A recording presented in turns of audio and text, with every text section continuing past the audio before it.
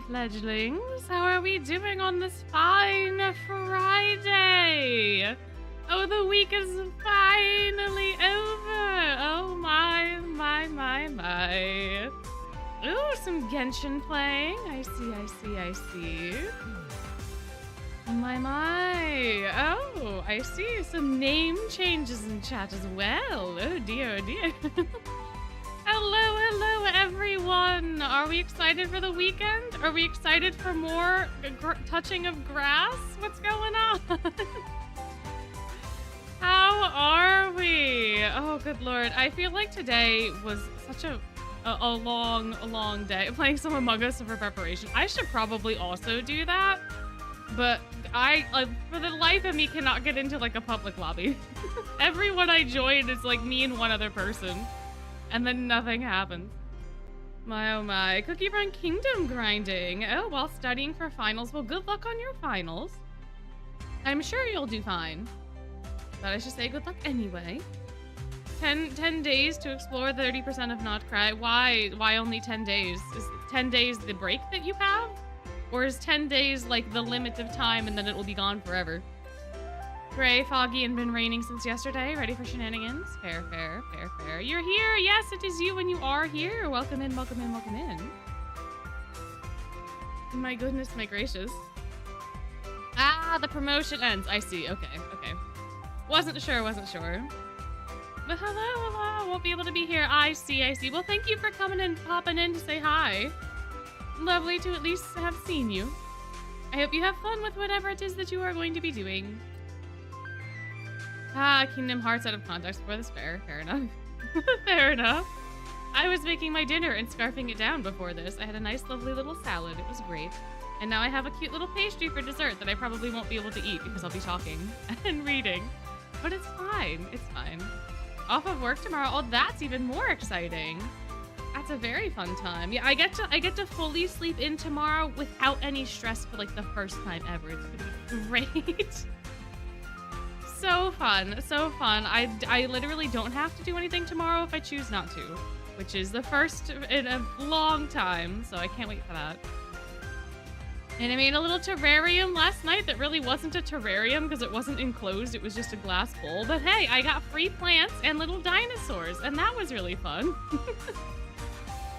So, ooh, pumpkin loaf. Oh, that sounds really good. I have a little almond pastry that I got from work for free, so I can't really complain. But I like stuff with almonds in it. Almonds are great. I love almonds. Ooh, vacation to start. And then not have to set foot on your college till March. Fair. Very fair. Very fair. I get that feeling. Yeah, the Jaden Floyd Bowl. Exactly. My two little plesiosaurs that aren't technically dinosaurs. They're technically marine reptiles, but they're there. And they are representing Jaden Floyd. There's also, I think, a raptor. It's not a triceratops specifically. It's one of the other ones that I can't remember off the top of my head. And then a Spinosaurus, of course. Spinosaurus, favorite dinosaur, reppin' Spinosaurus. Love Spinosaurus. And then I think I got one other one. Because I can't remember exactly what... I don't know if it's an iguanodon or if it's a... the one I can't ever pronounce, but they got the really hard head with the little spikes around the skull. So, EX battles is the best way to grind because you will get the most bang for your buck from my memory. However, I don't remember exactly how much hardtack per reward you get, but I would wait if I were you, just in case. And then once you have all the information on the table, you can then go forth. But I'm 90% sure the EX battles are the better way to go because they give you a much higher reward rate than doing the regular in-story battles, from what I remember. My memory is very flawed, so I don't know. Ah, fudge ice cream. Oh, that sounds delicious too. Bread pudding as well. My oh my. So many tasty things. So many tasty things. Goodness gracious. And it looks like Trey is having a nice tasty time with that fish that he's got there. His lovely little poor skewered fish. Probably tastes delicious though.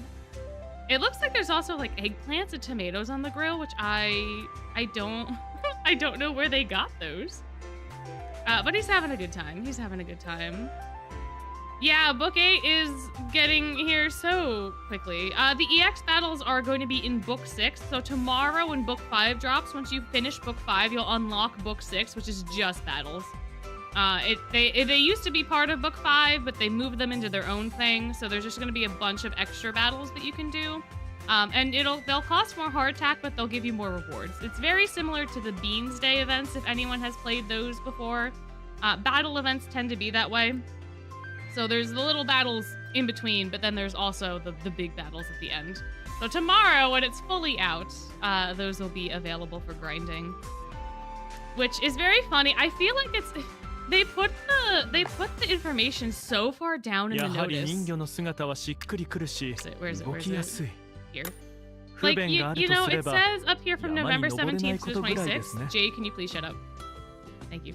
It says here from the 17th to the 26th, they could have easily put part 1, X date to X date, part 2, X date to X date, but no, you gotta go, like, all the way down here, and then, and then you can find it.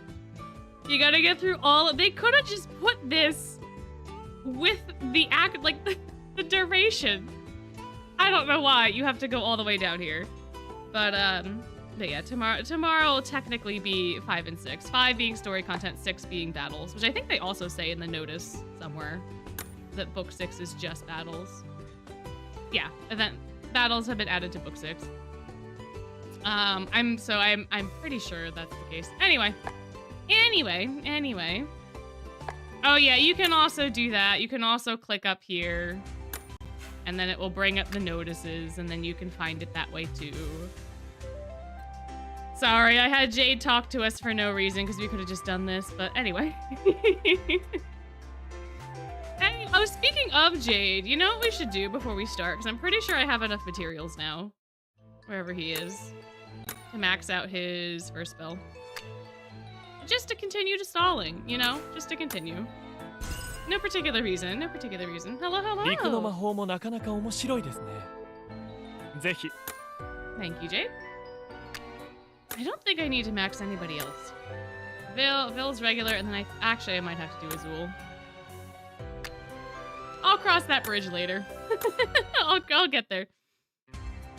But anyway, hello. Thank you for coming and at least saying hi. Appreciate seeing you here. And I guess it's a lovely day for it. I guess we should get into the mix. Oh, is anyone here not familiar with the hydration games that we play on stream? I feel like that's a very important question for me to ask. I don't know how much more Rook we're gonna get in this event, but I feel like I should probably ask. Before we get too deep into it, let me know if you're not, and then I can go over that stuff. But up until then, day 2, way too early.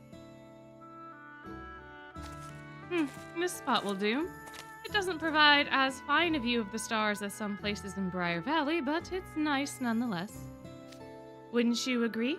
I see you lurking in the shadows. Ooh! Oh, who's lurking in the shadows? Oh my! My! Whomst? Whomst is there? Show yourself. Who are you? Oh, I wonder who this mysterious silhouette that kind of looks a little bit like a peacock could be. Oh, I wonder. Oh, the mystery. Oh my. Ah, I see. Interesting. Oh, this is very interesting. My. At o'clock in the morning. They should. They really should. Yeah. Well, I bet you Malleus was like out and about way before anyone else was waking up, right? Because like he tends to go on his little walkie walks by Ramshackle in the dead of night, so I can imagine that's what he's doing. But even still, if the sun isn't up yet, there's no reason for me to be up yet, you know? And I feel like we all kind of agree. Oh, what is that noise?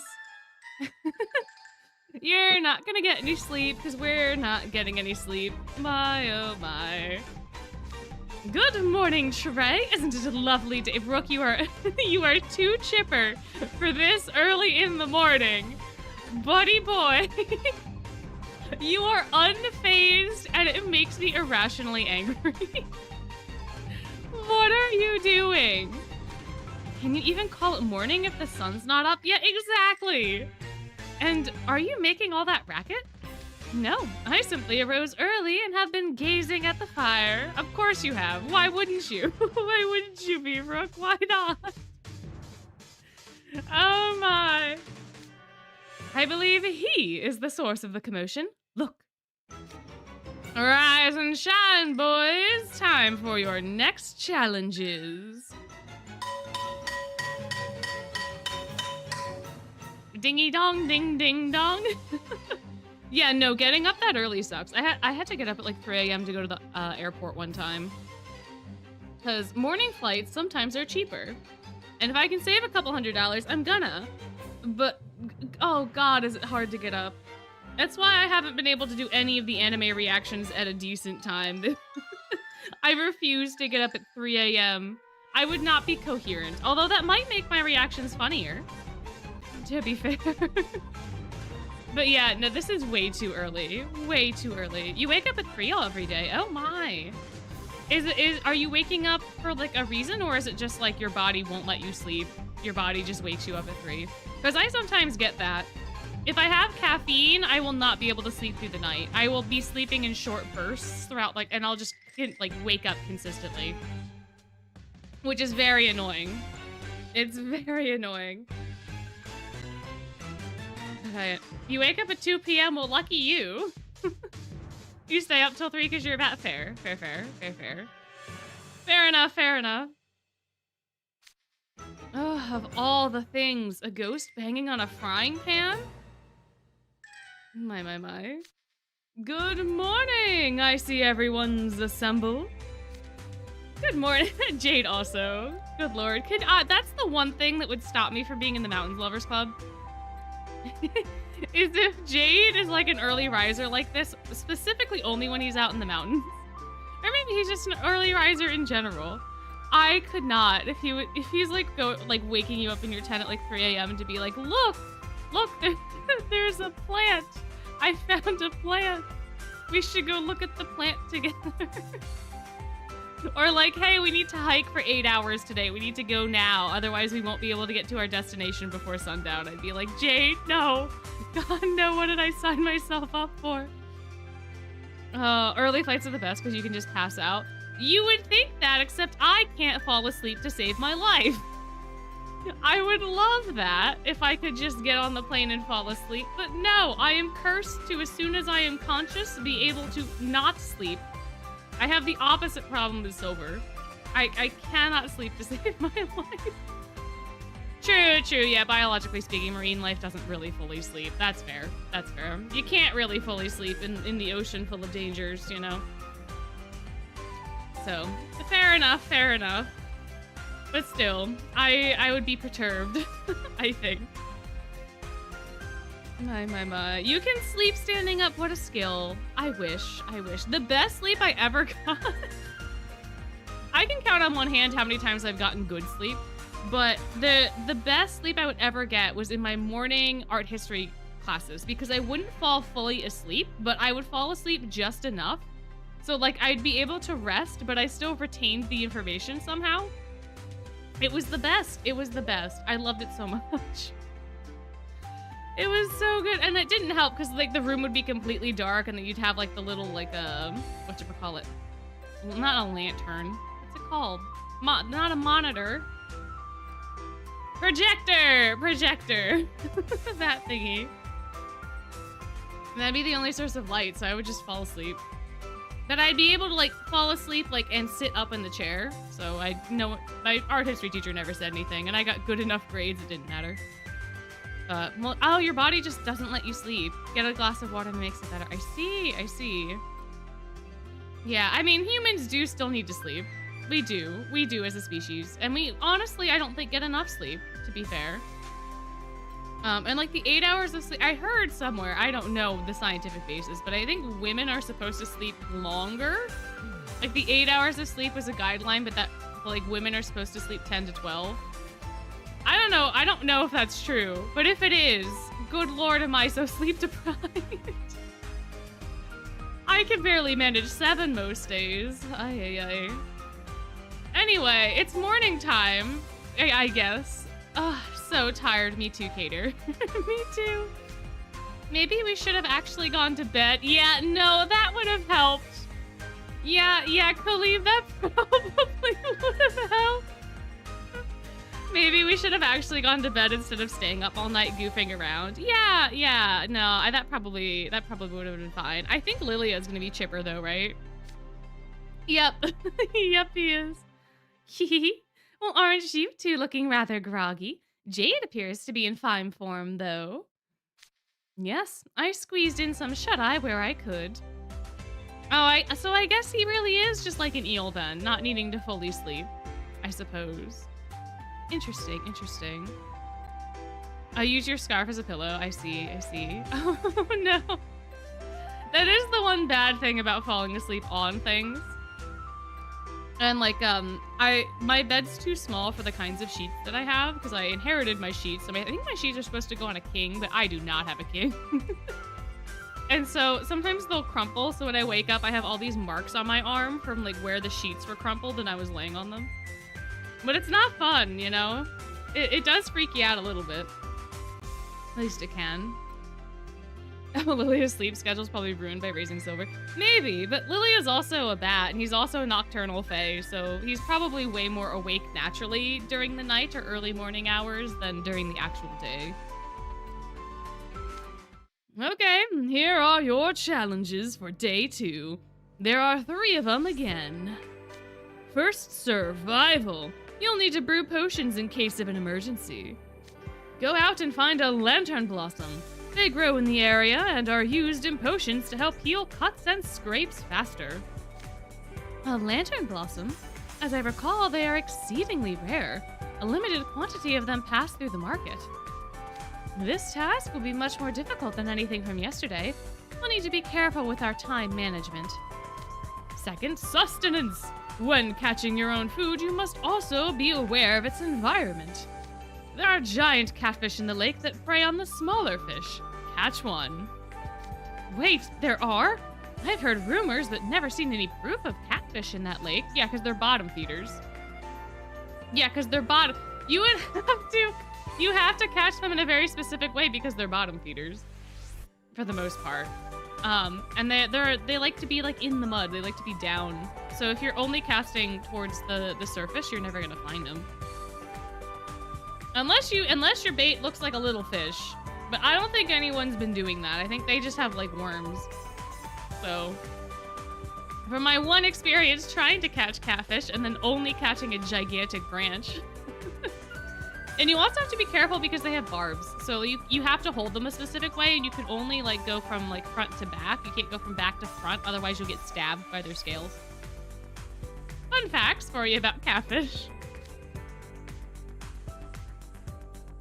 Third, education. You'll need to utilize a more practical knowledge of mage stones today. Go back into the mine and get another stone. But this time I want an even larger one. Your stones must be about 2 cubic centimeters and weigh around 7 grams. Wouldn't it be so tragic if the stone that you got on the first day was this stone, but now you have to go find another one that is this big? Man, I'd be so mad. We had a hard enough time finding the one from yesterday. Now he expects us to mine an even larger stone? I suppose that means we'll have to go further into the mine. We need to prepare thoroughly. Once again, you have until sunset. Day 2 of Camp Vargas begins now. Yay! Oh, we're so delighted. Well, which challenge should we tackle first? They all sound difficult and time-consuming. Catching the giant catfish would be the most fun. I hear the larger specimens can sometimes reach up to 5 meters long. That is so big. That is such a big fish. I would love to see the majesty they possess. Sounds like we've got a vote for the lake then. Say, where's Malleus? Dun, dun, dun! Malleus is missing, uh-oh. He was gone when I awoke. Perhaps he went for another stroll. Sheesh, talk about an early riser. Oh, well, we can fill him in whenever we see him. Let's get going. I'd like to wrap this up ASAP so we can help with the other assignments. So tired. I know we don't gotta do the challenges, but getting up this early stinks. Yeah, fair enough, Grim. I agree. We gotta tough it out, though. We gotta tough it out. My, oh my, oh my. How are you so motivated? Oh, they sneak a catfish into toss. Oh man, that's a sad. I assume the catfish is not alive to go into the hockey game, right? Hockey team Nashville Predators has a tradition, so the home opener of the regular season, they just toss a catfish onto the ice after the national anthem. Or a different team, perhaps? I don't know. I just hope that the fish is already dead. Oh, the tossed octopuses? Oh no, that's even worse! Octopuses are such... I like them a lot, and for a variety of different reasons. One, they're delicious, but two, they're really intelligent. And I feel bad whenever I eat them, but they're also just so good. They're so tasty. But they're really, really smart. And like, if you get one, you can, they're like a difficult pet to keep because they're not just like a fish that you can stare at. You need to give them like tasks and puzzles and things. Like they have to think. They have to do stuff. And they can recognize you. They could do all sorts of things. They're very cute and lovely, and I love them so much. Oh, okay. It is another team for the octopus. I see. Detroit Red Wings. I see. All the fish are already dead. Okay. Enrichment. Thank you. That's the word. They need enrichment. They need a lot of enrichment. The baby octopuses are really good. Oh my gosh, there's a Japanese place around here that has like a baby octopus salad, and I don't know what they marinate them in, but holy, is it delicious! It's so good. Christmas octopus instead of Christmas tree. Oh, that's fun. Oh, that sounds so fun. That sounds such a delightful little time. Oh man. Oh, now I want a Christmas octopus. Maybe that'll be my family tradition from here on out. Gosh, I don't know where you would get one. I don't know how. I guess I would have to make one. Is that why Viv's baby Azul is big and squishy? I don't think that's why. But baby anything tends to be tender, no? Pretty much, the soft. It's because it's soft muscles, not fully developed, what have you. I feel like that's a thing. I don't know. Oh, it was an inflatable giant octopus in the middle of the mall. Oh my gosh, that's so fun. Oh, that is so fun. Oh my, yeah, Azul the Christmas octomurpho. We should just dress up Azul in like a very ugly sweater and then hang some lights off of him and then put all the gifts at his feet. I could see that being a thing that the Tweels would get interested in doing, just as teasing him. Being like, no, you have to stand there. You are the Christmas tree now. You cannot do anything. You have to guard the gifts. I think it would be very funny. Holiday party at the Mastro Lounge. My. Oh, man. Yeah, you have host to pick. I'm so excited now. I'm very, very interested. Man. Maybe that's Yu's motivation for getting up early, is the inevitable holiday octopus. Oh well, at least watching the other guys struggle should perk me right up. My, Grim, my, oh my. There, oh, okay, I need to see. What's it look like? What's it look like? Oh my gosh, it's so cute! Oh, I love it! Oh my gosh! Hold on. I'll save it and then I can share it on stream. If you don't mind. If you do mind, I won't show it on stream. But it's so cute! Oh, it's adorable! Oh my gosh!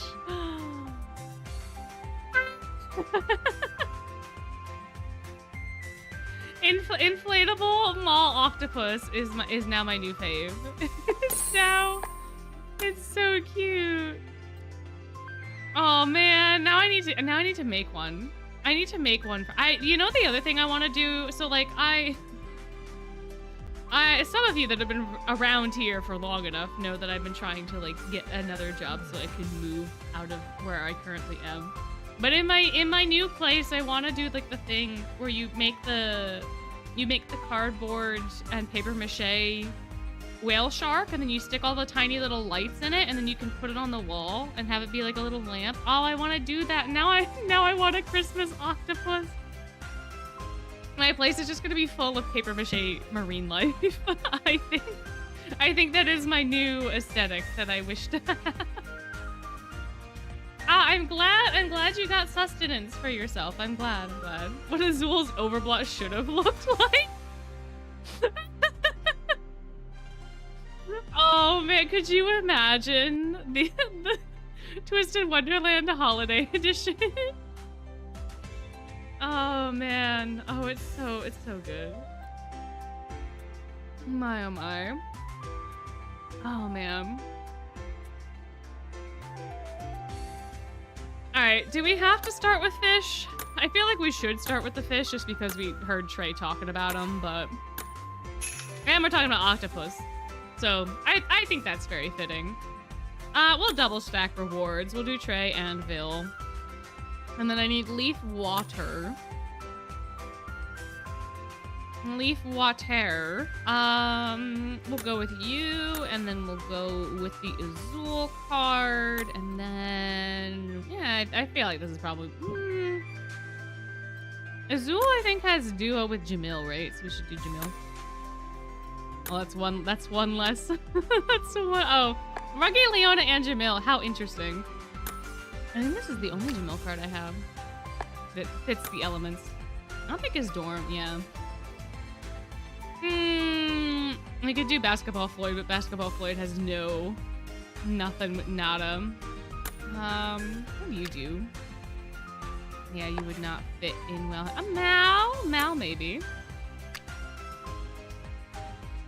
Mal will work. We'll do Mal. Mal works way better. I say. As he then does not do too much else. But your company's trying to scam you out of the food you won. That's terrible.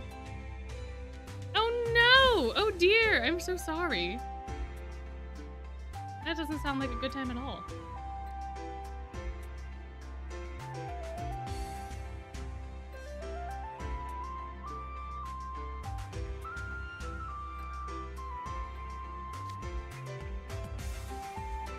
What, shaking science club?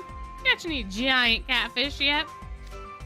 Hey, Grim, we've been catching all the regular fish just fine, but no joy on the catfish. They won't be easy prey. We might have to rethink our approach. Yeah, you gotta get like your bait weighted. You gotta get your bait towards the bottom. So what you gonna do? Or you need to just use a fish as bait. That can work too. I don't really know a lot about fishing. I guess we could switch things up and set a trap or try some different bait. How are you gonna set up a trap? Hey, Trey!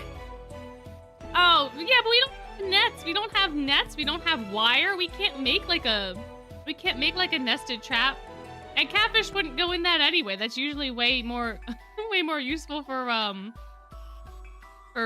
crayfish and stuff like that. Shellfish, rather, as a collective. I suppose we don't have nets that could scrape the bottom to like corner the fish, and then you'd have to get out into the water before you did that. I don't know, man. I don't know. Oh dear, oh dear. Well, I hope you get all your food. Oh, Jade does not turn into his eel form. Jade specifically doesn't because it is more mountaineering to not. So he doesn't.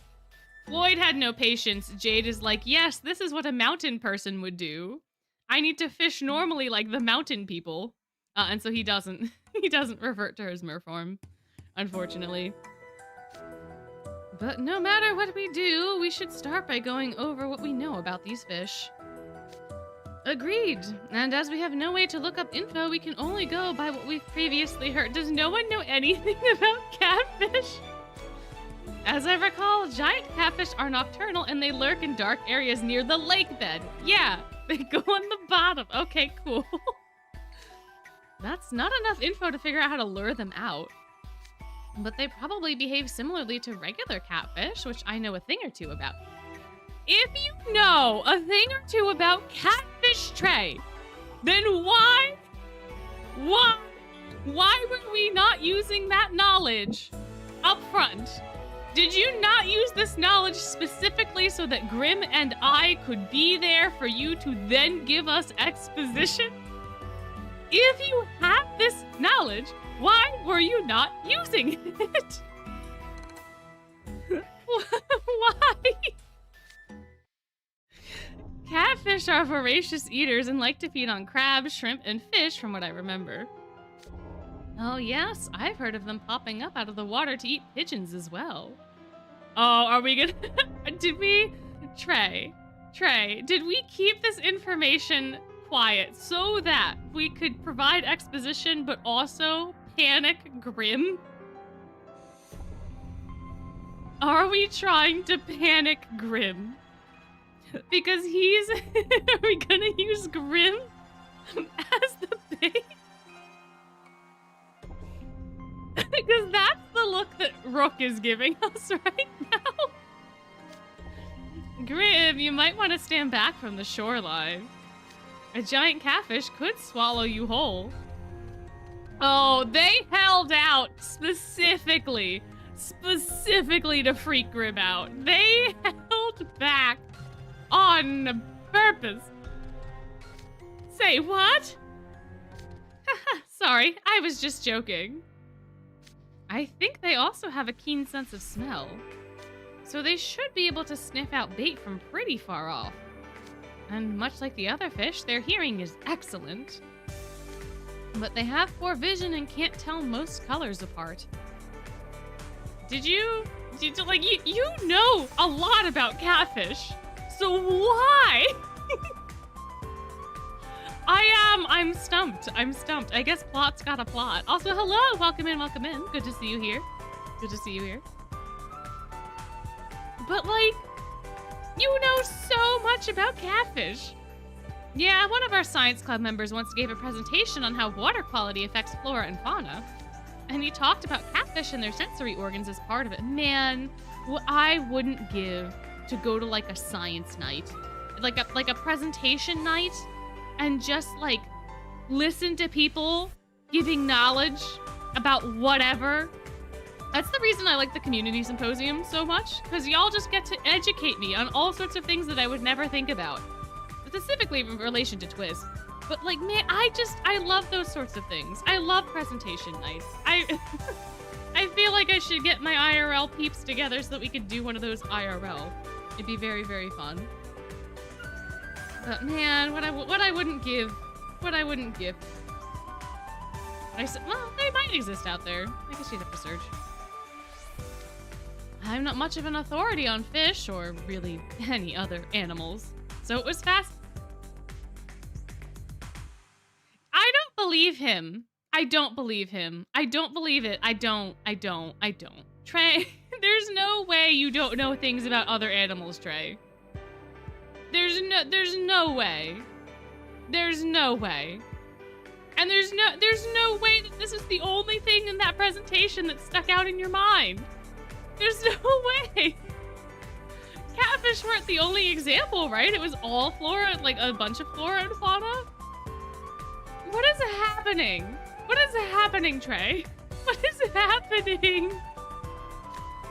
Each club member researches topics that interest them. And Trey always pays such close attention to their Our first rook sippy! Mivelux! I don't know how to say anything in French. My pronunciation is terrible. I am so sorry. I know people have reached out to me in the past being like, this is how this is pronounced. I can't remember. I can't. I'm so sorry. But we have a rook sippy! Yay!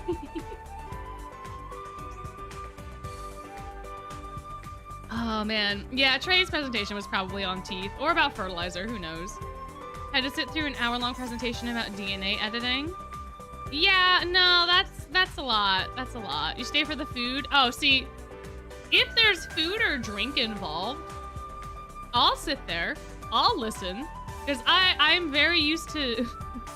Maybe this is a bad thing, but I'm very used to, like, disassociative daydreaming. So if I just stop having interest, I will still sit there, but I will not be paying attention. I'll just be daydreaming. And then I get the snackies, and then I get the drinks, and it's great. And then I probably also don't learn that much. But, yeah, if it was that long about a topic I didn't like, sure. I'm thinking more like the shorter presentations, you know? Like, yeah, you have a couple different speakers, and you get to, like, listen to a couple different things, but... Oh, congrats! You got the tray card! Fantastic, fantastic. Yay! Good job for you. I hope you are very happy with your new tray. I hope. French class is partially the bane of your existence. I think because I have such trouble reading and a lot of French words just have so many letters in them and like only half of the letters are actually spoken. I think that's why I have such a hard time. Because I'm trying to sound out the word, but half of the things I'm sounding out don't make any sense because they're not actually said. It's a time and a half. Oh, what movie they could make in the woods? You thought Blair Witch Project? Fair enough. I mean, there's a whole bunch of like slashery, spooky things you could do with the woods, for sure. Yeah, no, daydreaming's the best, man. Daydreaming is great because you get to move through time and space in your head. And like if you have music as well, oh, so great. Yeah, pronunciation just is hard. I feel like it is. And like, I don't listen to enough of it to know kind of how things are said, so that's a whole other piece. French is just Spanish with a haughty accent. I guess. But I feel like in Spanish you pronounce most of the letters. I don't know, man. I don't know. Okay, so what's the plan? First, we have to lure one into shallow water. If we can do that, we might be able to catch it without using a fishing rod. That'll probably be better for a bunch of amateurs like us. Then we'll need a net to haul it in. We certainly can't grab one with our bare hands. There ain't no net in the toolbox. There isn't? Oh dear. And what shall we use to capture it? Do we have string? We could make a net. What about using a tent cover and some rope? I know they're brightly colored, but a catfish wouldn't notice that. We'll tie a rope onto each corner of the tent cover and lay it out on the shallow part of the lake bed. And then when a giant catfish swims over, everyone will tug on the rope and haul it out. Intriguing. I like the way you think. There are a few spare tents, and the fabric's durable enough that it should hold the giant catfish. That's a smart move. That's a pretty smart move. That's fair enough. Oh, yeah, no, I get the shower thing, too. I take really long showers, but half the time I'm just zoned out. Yeah, no, I understand. You can pronounce all the letters, but you just have to talk like you have hot food. Yeah, no, I don't think that'll work for me. But interesting though.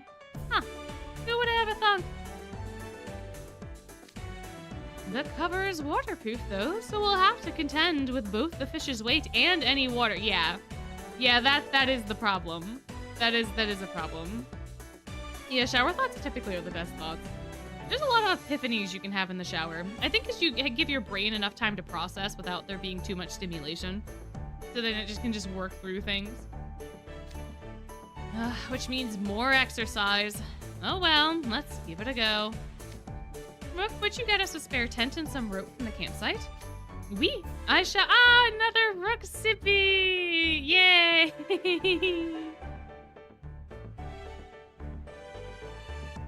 I shall return post haste. Take your time. We've got our own things to prep. What are we doing? Making some ground bait. We can make this perfect trap, but it'll only work if we lure the catfish to it. So we need to gather up some ingredients. Let's split up. What's around here would make good bait? I don't know. All right, that should cover it. Okay, I guess we got it. The fish and bugs I get, but what's with this grass? It looks like leeks. I can't see any fish chowing down on an onion. See for yourself. Give it a sniff. Ugh, that stinks. It's a really pungent herb.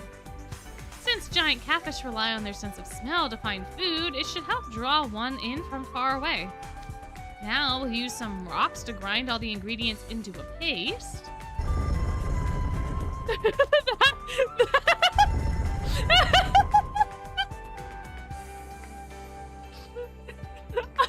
I was picturing him picking up like a rock from the shore and not like a millstone. What was that sound effect? That was like rolling the boulder out of the way. It was like... Oh, that was funny. Oh, that was so random. Okay. Rushing won't get it done any faster.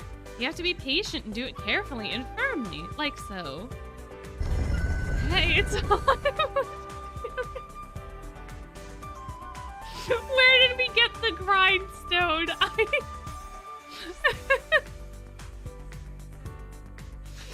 Oh man. Oh man. Oh man. Oh man. Anyway, it's blending together now. You're good at this, Trey. Trey makes it look like he's whipping up a cake or something. That bait's looking awfully tasty. You can have some, Grim. Oh yeah? Want to try some? You can have some. Ugh, that reeks. No, thank you. I think it's still too stiff. I'll just add a little water and try to whip in some air. There, done. Pretty good for my first time making this stuff, if I do say so myself. Wow, if you told me that was chocolate whipped cream, I might just believe you. I'm getting hungry. Ugh, it smells even funkier now. You can have some, Grim. You can have some. You could brave the storm. You could. There was the supplier, so they just grabbed 2 rocks. Yeah, fair, but it's just like it's like an actual millstone sound effect. It's just throwing me off. But yeah, I guess this is the one thing Grim won't eat. He'll eat rocks off the ground, but he won't eat fish and herbs. Are you sure the giant catfish will go for it? Only one way to find out. It's not like I've ever caught a fish with homemade bait before. Once Rook's back, we'll set everything up and give it a shot.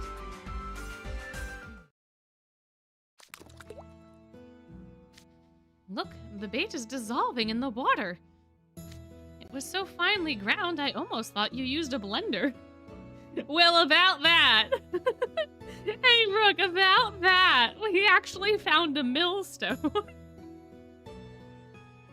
Hey, about that, buddy. You're too kind. Now, all we have to do is wait. I doubt we'll get anything immediately, but... Ooh, there it is! There it is! Jay! Giant catfish alert! And it certainly lives up to its name. Huh? Whoa, it really took the bait. Shh, quiet. Catfish have sharp hearing, remember? It'll be wary if we make too much noise. We sure got one fast, though. Maybe it's hungry.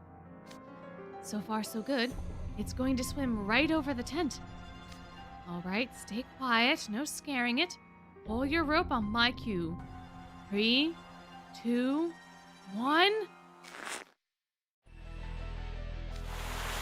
Hey! catfish! Yes, we caught it! This thing's heavy. Oh, it's hard to pull in when it's pulling up a fight. The water sound is so loud. Holy. Remain calm and take it slow. If you tug too hard, the catfish will thrash even more and tire us out. Everybody, on my cue. 3, 2. Uh-oh. Oh no! Oh, what's that noise? Fairies, and they're coming this way. Oh no! Oh no! Disaster! Ah, stop splashing us! The ground's getting all muddy. My feet are slipping. They'll wear us down if we keep this up. Shall I drive them off, Trey? No, don't let go of that rope. Uh-oh. I'll handle the fairies. Just hold out till I'm done. He took his jacket off. Oh, he's getting serious. Why did he take his jacket off? Why did you take it off to deal with the fairies? What is happening?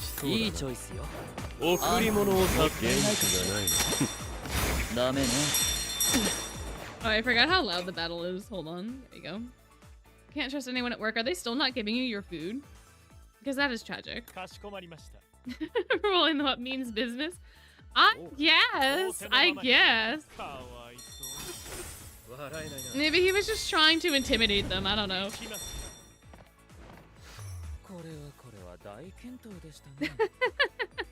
Yeah, nah, the groovy really should have been him doing something other than eating fish. Something that he actually like gets involved in, you know?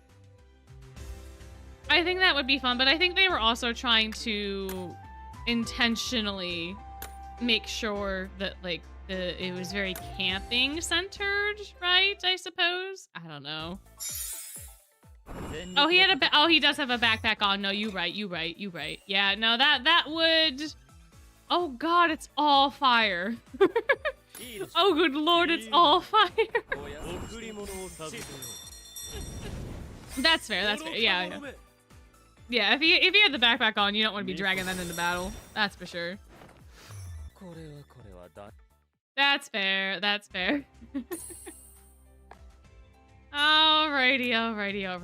Another one. More fish. More. Give me more. I'm gonna eat some of my pastry while they chit-chat.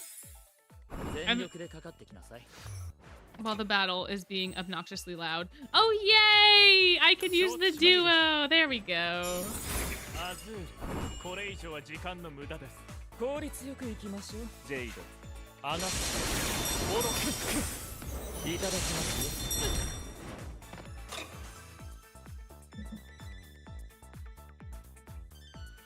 Oops, it was fire.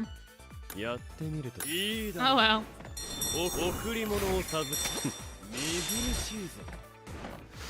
当然の結果ね。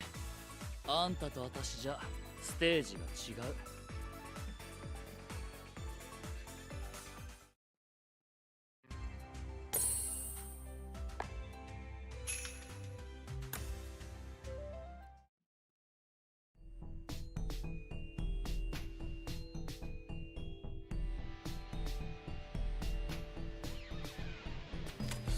Phew, that takes care of the fairies. Everyone okay? How swift you were, Trey. You could have taken even more time, you know. Says the guy who's sweating bullets. Sorry I took so long. Okay, I've got my rope. Pull on my cue now. And there we go.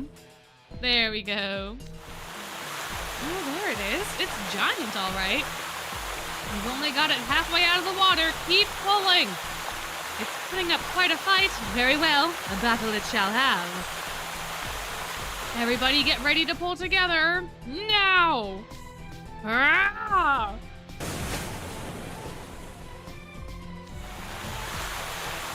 What? Did that thing just jump up? Whoa, stay away, fish! Grim was the bait. Grim was the bait all along. Grim was the friends we made along the way. Oh no!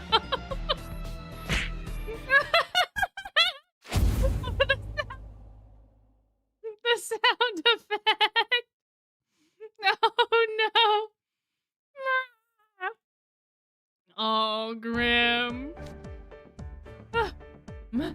Marvelous!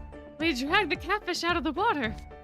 Yeah, good job, everyone. But why did it suddenly lunge for us like that? Guys, where's Grim?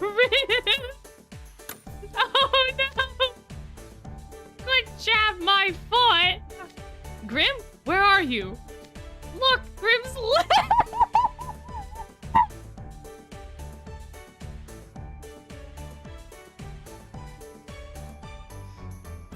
R.I.P. Grim. Oh, 07 F's in the chat, actually. F's in the chat for Grim. Getting eaten by a catfish. Oh no, our poor son. Our poor son. Oh, he was so young. He was so young. Oh no, he's been Jonah'd is right. Look, Grim's legs are sticking out of the catfish's maw. Oh, crud. I'll get its mouth open. You pull Grim out on 3. 1, 2, 3. Took you long enough. Now I'm all wet and slimy. That sucked big time. Are you okay? I definitely didn't expect it to try and eat you. Man, it looked right at me and pounced. You were certainly right about its voracious appetite. To think it prioritized eating even as it was getting caught. And it went after Grim, and he's way bigger than a pigeon. I'm just glad you're not hurt. The Science Club has completed the challenge. Here's your Vargas badge. Yay! Indeed, the tragedy has been stopped. Grim is now alive again, resurrected, if you will. Great, thanks. Ugh, I smell like shrimp and bugs and grass now. Oh, it's not so bad. Yes, it is. Thanks, Grim. We couldn't have gotten through that challenge without you. Say, since we caught it, how about we haul it back to camp and cook it up? My. Oh, now we're just gonna eat it. Now we're just gonna eat it. And, oh, I guess this is... Yeah, but his skewer does not have a catfish on it. I guess this is where the groovy art comes from. But, like... He didn't... He's not eating a catfish in the groovy art. And for the finishing touch, a pint of this salt from our supplies. Amazing job, Trey. What an enticing aroma. Don't give me too much credit now. All I did was roast the fish over fire with a little salt. Oh no, this is more than a little salt. I'm picking up on several other herbs and spices. It smells delicious. Technically as a rule, bottom feeders in theory are not supposed to be, are like less healthy because they eat like a bunch of stuff. But if you eat shrimp, it's the same thing. If you eat tilapia, it's the same thing. Catfish are just another version of those sorts of critters. Shrimp aren't technically bottom feeders, but they're filter feeders, or they filter things. So they like eat pretty much anything, like little stuff. So they're not technically like healthy, in theory. Catfish though are pretty decent. I've had catfish before. If you cook it right, it's really good, as is the case with most fish. But catfish has a tendency to become rubbery if you don't cook it quite right. It's still good. It's still very good. But like in theory, they're not as healthy because they don't have as discriminatory of a diet as some other critters. But food's food, man. Food is food. And like mussels and stuff are filters. Right, mussels filter out like impurities in the water, so you're like not supposed to eat them, but they're so good. Mussels are the one shellfish I can eat. I can eat octopus and squid too, but they're like in their own branch. I can eat mussels. There are other things in the mussel branch that I can't eat. Like I can't have scallops, I can't have clams, but I can eat mussels for some reason. They're so good, and they're so easy. You put a little pesto and some mussels and in some pasta. Oh my gosh. Oh my gosh, they're so tasty. I wish I could still eat scallops. Scallops are very fun as well. Clams I can have, but they make me lightheaded, so that's not great for me all the time. Like a clam chowder would probably take me out. but yeah, a couple clams and stuff is not that bad. Oh, the B plot of Scooby-Doo on Zombie Island. Oh! Yeah, fried catfish is great. Fried catfish is tasty.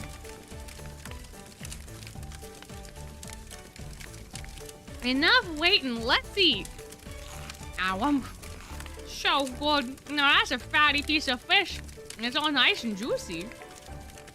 Don't eat too fast or you'll choke. And thanks for sharing with us.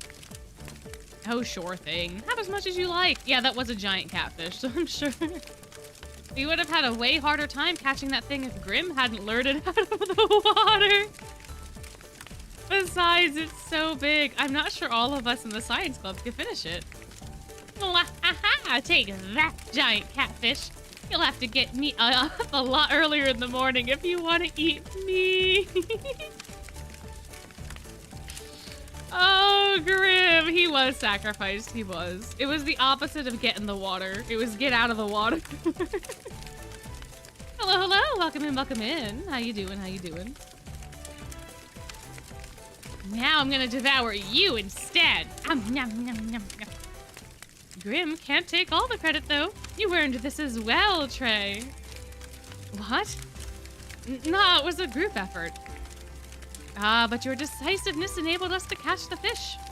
You flew into action and drove the fairies off as soon as they appeared. If not for that, we might have let the catfish escape. No, really, you're giving me way too much credit.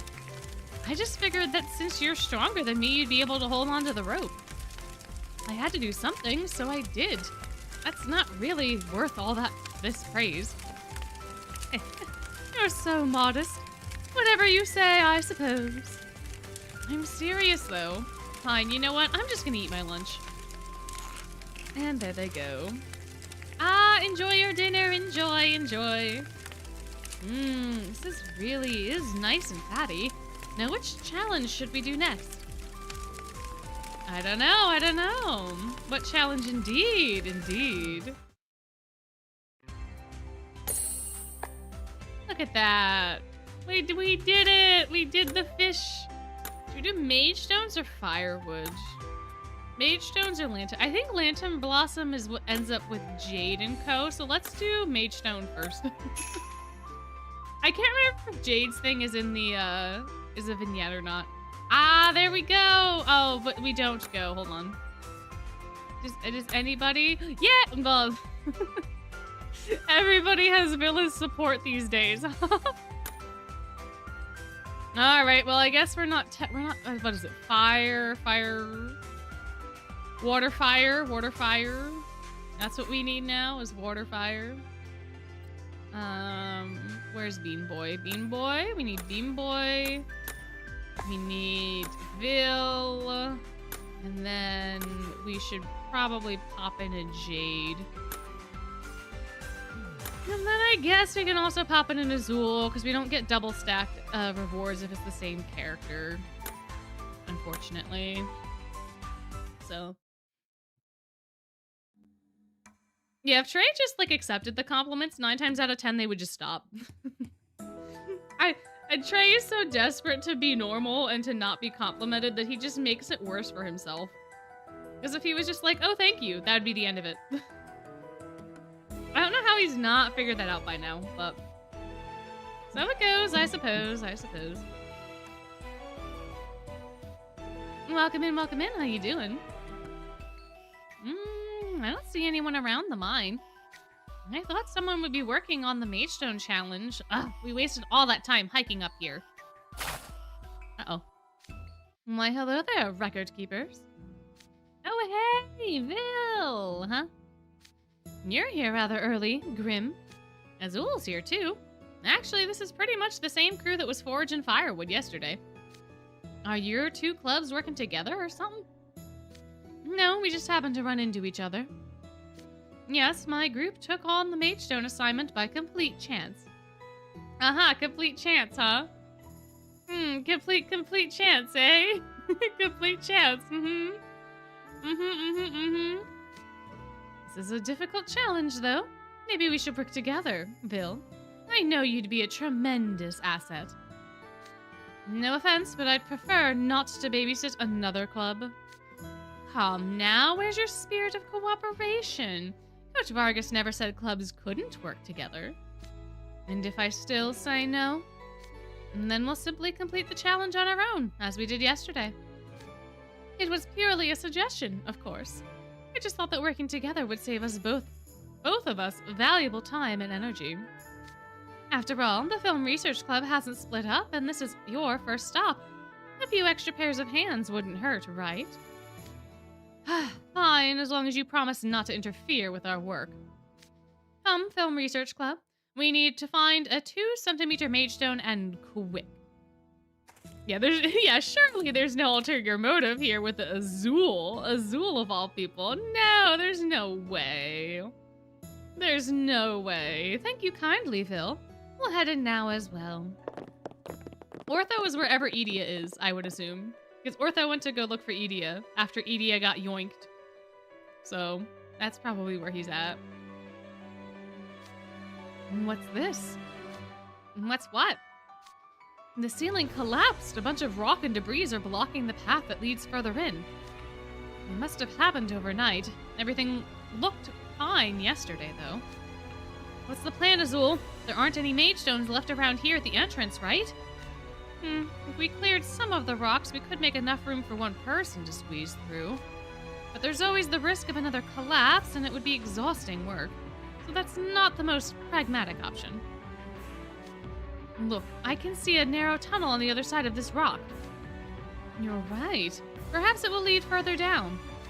But the walls and ceiling have collapsed beyond this point as well, which is an added wrinkle. It's already too easy to get lost in here. What do you think the right call is, Vil? Getting lost is certainly a concern, but the fact remains that we won't find any mage stones that meet the requirements here. We'll need to take a risk and proceed further in. Let's make some torches and split into teams. Why are we splitting? We just said that it's extremely easy to get lost, so why are we splitting up? I assume Vil will explain. I assume he'll explain. But we just established that we don't want to lose anyone, so why are we actively deciding to split up and go in different directions? That doubles the chance of us getting lost, doesn't it? Or at least for some people to get lost? I don't know, man. I don't know. When we encounter a fork in the path, the teams will split off and check each passage. Oh, I see. Once you hit a dead end or another path, report back with your findings. I brought a notepad, so I'll draw a map based on what you tell me. That should help avoid anyone getting lost. Now, let's get this done as quickly and efficiently as we can. Yes, sir. I see. Okay, that makes way more sense. Vil, the passage to the right went on for about 15 steps, then there was a left turn. After 10 more steps, we found the path was blocked. All right, I'll add it to the map. We went down the left passage for 20 steps, then split into 3 branches. One of those passages led deeper in. Oh, but the other 2 were blocked, were they? Yeah, it is like he's trying to make the found footage horror film. I think we gave him too many ideas about the films he could make, and he was like, all right, this is the perfect time to test this concept. This is the perfect time to see how it would go for the Film Research Club.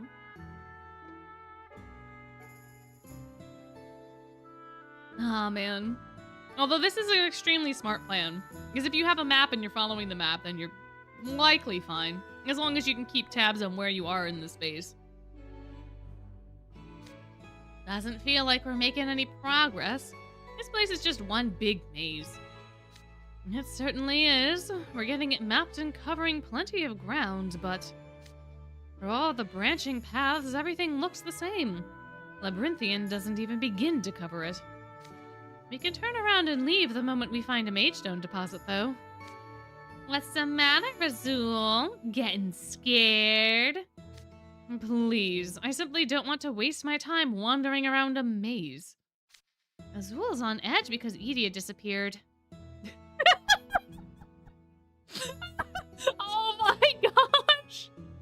Get doxxed right away. Oh man, board game club member B has no chill. He has no chill. As it was like, no, I just don't want to be inefficient. And board game club member B's like, actually, it's because Edia disappeared. Actually, Azul is scared because Edie is gone. Just in case you wanted to know the real reason. He did? Perhaps that's what happened to Ortho. What do you mean? No one in our club has seen Ortho since he was tending the campfire yesterday afternoon. Apparently, he mentioned stopping by to see Edia, so I thought he was probably with his brother and the rest of your club. Ah, I see. Edia actually went missing yesterday afternoon as well, while the rest of us were working on the challenges. I thought he'd return this morning, but there's been no sign of him so far. I fear I know what's happened. Oh yes, there's no mistake. They're playing hooky! I mean, to be fair, they don't know what we know, and this is the best assumption one could make given Edia's character, right? That he would just be goofing off somewhere and not wanting to actually participate, and Ortho would end up convinced to go with him because it's his brother, right? This is a super fair, logical assumption for them to make. However, I would also like to offer that they could be legitimately lost in the woods. And that could be a problem. But...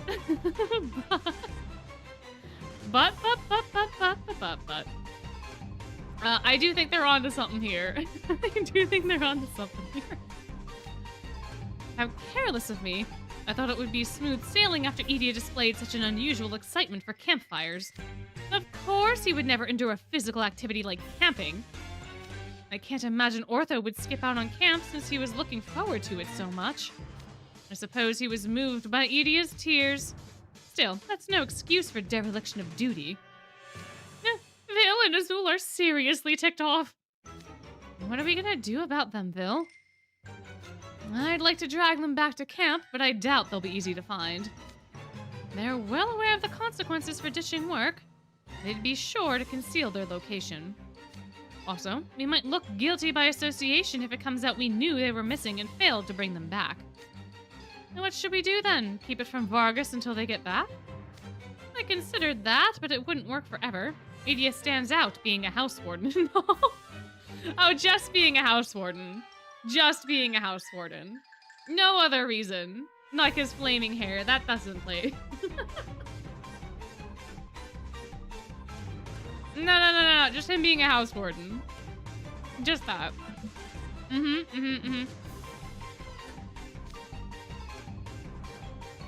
I would sooner get in front of things by turning them in and emphasizing that we upheld our responsibilities.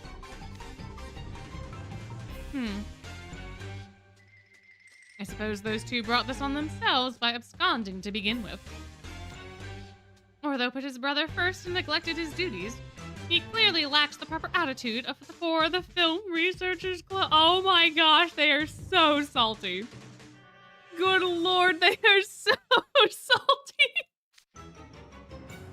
I must ensure he learns that our club is not to be trifled with. Good lord, they are so salty. I mean, rightfully so. Right, based off of this assumption, they are rightfully salty, but... Agreed. That said, I might bail Edia out if he comes to me complaining about how Vargas transferred him to a sports club. And if he cries and begs for a show of benevolence. Yikes, could those two get any more sinister? My. It appears this is as far as the tunnel goes. Goodness, what a vast cavern. There are distinct traces of magic as well, especially in this white layer of rock. We might find a good mage stone here. Oh, hello. Wait, I hear something. Fairies. I had a feeling they'd show up. After all, they attacked us over the tiny mage dome we dug up near the entrance before. I'll chase you fairies off as often as you like. Just try me. I really wonder how we are driving them off without magic. Are we just like... Are we just going up to the fire fairy and like punching them? But aren't they also made of fire, which would make punching them like not do the things, you know? I don't know, man. I don't know. I don't know. I don't know. Oh, I thought that was going to do a little bit more damage. Well, it didn't matter. They're dead now anyway. My. Oh, more battles, eh? Oh, look, there's a tray I can double oh, wait. There was an ortho. Is he still there? No! Oh, there he is. Okay. Oh my gosh, we can get extra rewards with ortho too? Wow, who's ortho's duo? We can see the duo. Azul! Okay, now we have to stack the team with Azuls, though. Okay, hold on. we need all the Azuls. So that way we can maybe get the ortho. Maybe. Maybe. Do I not have another SSR Azul? Oh, okay. Well, alright. We'll do Azul, and then we'll also do a Jaden of Floyd. That way we at least have some buddy bonuses.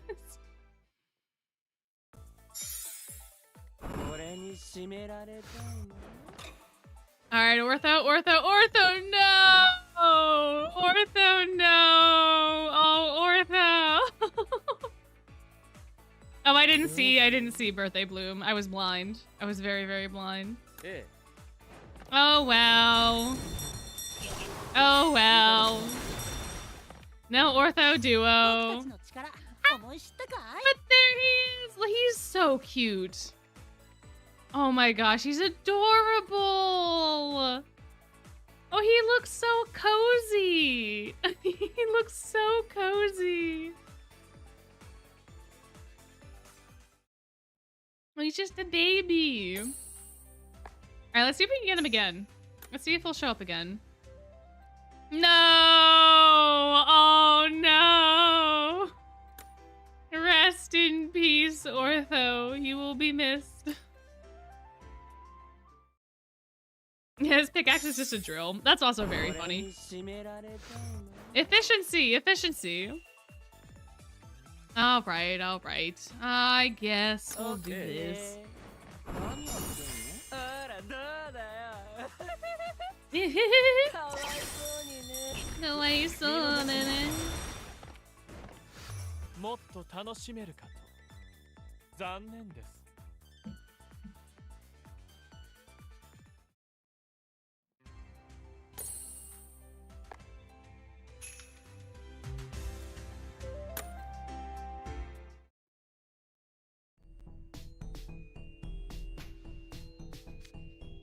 They finally gave up. Now we can focus on mining. Let's begin, shall we?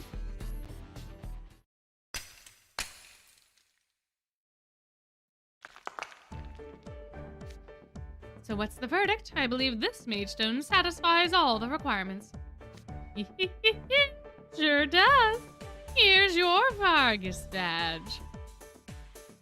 Yay! Thank you. That's 4 for us now. And this is a rather high-quality mage stone. I think I'll try to find another. How long are you gonna go dig for? As long as time allows. He's already got a whole pile of stones, but he's not turning any of them in. Our venture capitalist hard at work. If only Ruggy were here now. So much for not wasting time. I admire your drive, at least. I assume you're going to keep these precious mage stones and sell them once we're back at school. Wouldn't you like to know? Perhaps, if that's the most profitable course of action. If you want your own, you'll have to find another deposit. I'm not relinquishing this one, not even for collaboration's sake. No one was asking you to give up your vein, Azul. No one. Not a single one. Not a single one. No one was asking. Not at all, not at all. My. Also, hello, welcome in, welcome in. You can keep them. We're going to focus on the other challenges, which means we're leaving. I think I just heard footsteps. Oh! Oh, who is that mysterious creature? Wait, did you see that? What's wrong, Vil? Would you please keep it down? I'm trying to sense the magic from the mage stones. Do you plan to keep digging forever? Give me that mage stone. Here, this meets the requirements, yes? Which means the board game club is done here. Ooh. Oh, Vil is saving Azul's butt so hard. Yep, that one works. Here's a badge for the board game club.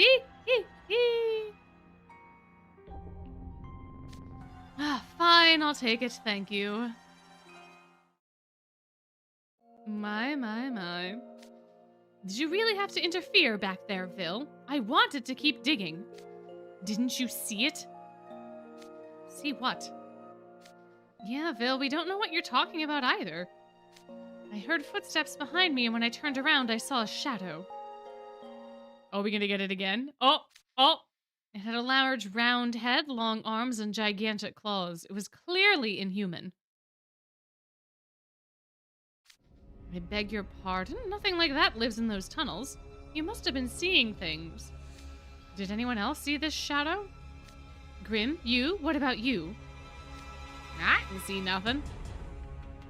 Are you sure that's what you saw, Vil? Are you sure? Alright, I have no means by which to prove my claim, so it would be a waste of time to try to convince you all. And to be honest, I'm not entirely sure of what I saw either.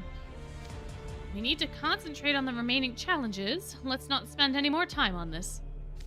Agreed, and thank you for your cooperation. We'll be going now. Bye, Zul. You'll thank him in time. You'll thank him in time. Hey, wait, we're going with you.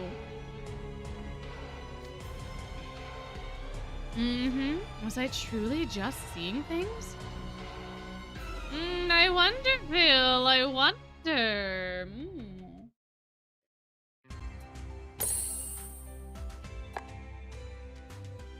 Alright, I guess it's time for campfire. I guess it's time to go deeper in the woods. I guess it's time for Jade. Yeah, it's time for Jade. Oh, hell yeah, it's time for Jade. Alright, cool. We do need Vil back, though. Oopsie.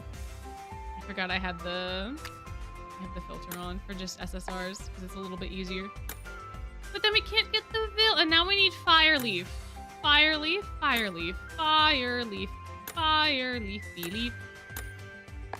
Actually, I should probably make that the other Vil. I don't know that it matters, though. I could make it an Azul. Yeah, why not? Why not? My. Oh, a Gravity Falls AU? Oh, that'd be so fun! I eventually have to actually watch that show. I got like 5 episodes deep and was like, wow, this is so cool. Or I got to wherever the one party was. Party episode. And then I never had the time to pick it back up. I don't see any lantern blossoms around. Any luck on your end, Cater? Nope. Lots of flowers, but not what we're looking for. I feared this would be the case. Well, hey, if it ain't the Pop Music and Mountain Lovers Club. Having a tough time? I'm afraid so. I knew finding a lantern blossom wouldn't be easy, but still. It might behoove us to review what we know about the blooms and their habitat. And totally not for the exposition of the players. Let's see, they convert nutrients into magic, which they store. When they bloom, they release the magic and wilt immediately. And they grow in sunlit areas that don't have many other flowers around. How's that? All correct. There is one additional factor that can greatly stimulate their growth. Oh, please do tell, Jade, do tell. Namely, if the location has an abundance of energy. Like places where magic is often used or where mage stones are produced. I believe there are people conducting research into artificial cultivation techniques using that very trait. Interesting. I guess with the mine nearby, this forest might be a good place for them to grow. Wow, you guys are so good at remembering details. So they only bloom for a short time, right? What if they're all wilted? At this time of year, they may or may not be in bloom. Your concern is valid, but considering Coach Vargas gave us the challenge, he must have verified that they're somewhere on the mountain. Yeah, he might be demanding, but he wouldn't ask us to do something that was literally impossible. I hope. Yeah, no, valid. Valid, Cater, valid. No, yeah, that's valid. It could have been the Double Dipper episode. I'm not entirely sure what it was called. I really don't even know what happened in it. All I remember was that there was a party. That was it. That's all I can remember. It's been a really long time. Let's go a bit deeper into the woods. We might find a more likely spot for them to grow. Say, Lily is not here. Where did he go? Oh, Lils is off catching the giant catfish. We're gonna join him once we're done here. He's trying to get one of those giant catfish all by himself. Talk about reckless. Right? I wanted to help him, but he said the lantern blossom would be harder to find.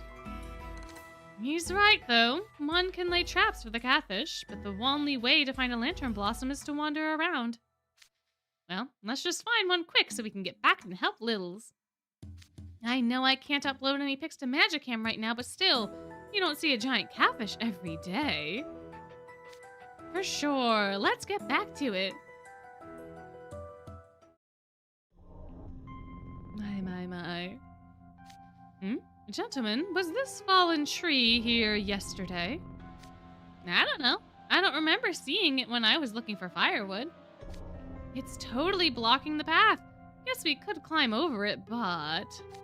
No, let's not. We could easily slip and fall doing that. And that said, there's higher ground up ahead. It would be a likely spot to find lantern blossoms. Let's see if there's another way around. Hey, what about here? It looks like an animal trail. Wait, hold on. I don't think that was there yesterday either. Oh. Oh, there he goes. Oh, F's in the chat for Kaleem. F's in the chat. Poor boy. Poor boy. Oh, no, he's gone. He's gone. Rest in peace. A moment of silence for Kaleem. Oh, he's really gone. He's really gone.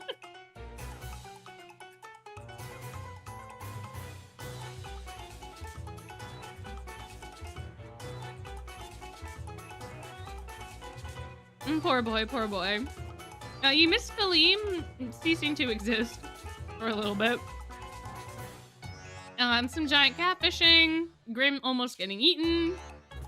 You know, couple things. But welcome in.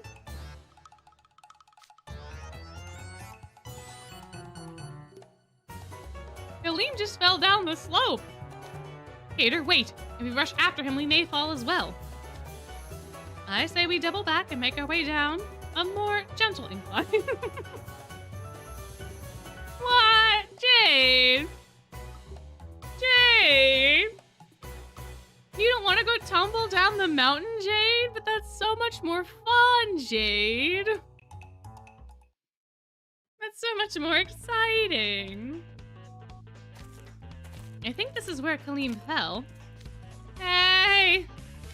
Kaleem, where are you? His voice is coming from the swamp. What's this now? Hey guys, I'm sorry to scare you. I'm okay, but I'm also stuck in quicksand. Silly me. My, you're quite the sight. Having a nice dip, are ya? You're waist deep in swamp water. Oh good, this swamp must have broken his fall. Hold on, we're coming to get you. No, don't go near him. He's in quicksand. He's in quicksand, Cater. You gotta be careful, Cater. Gotta be careful, KK. What? Ah, I'm sinking.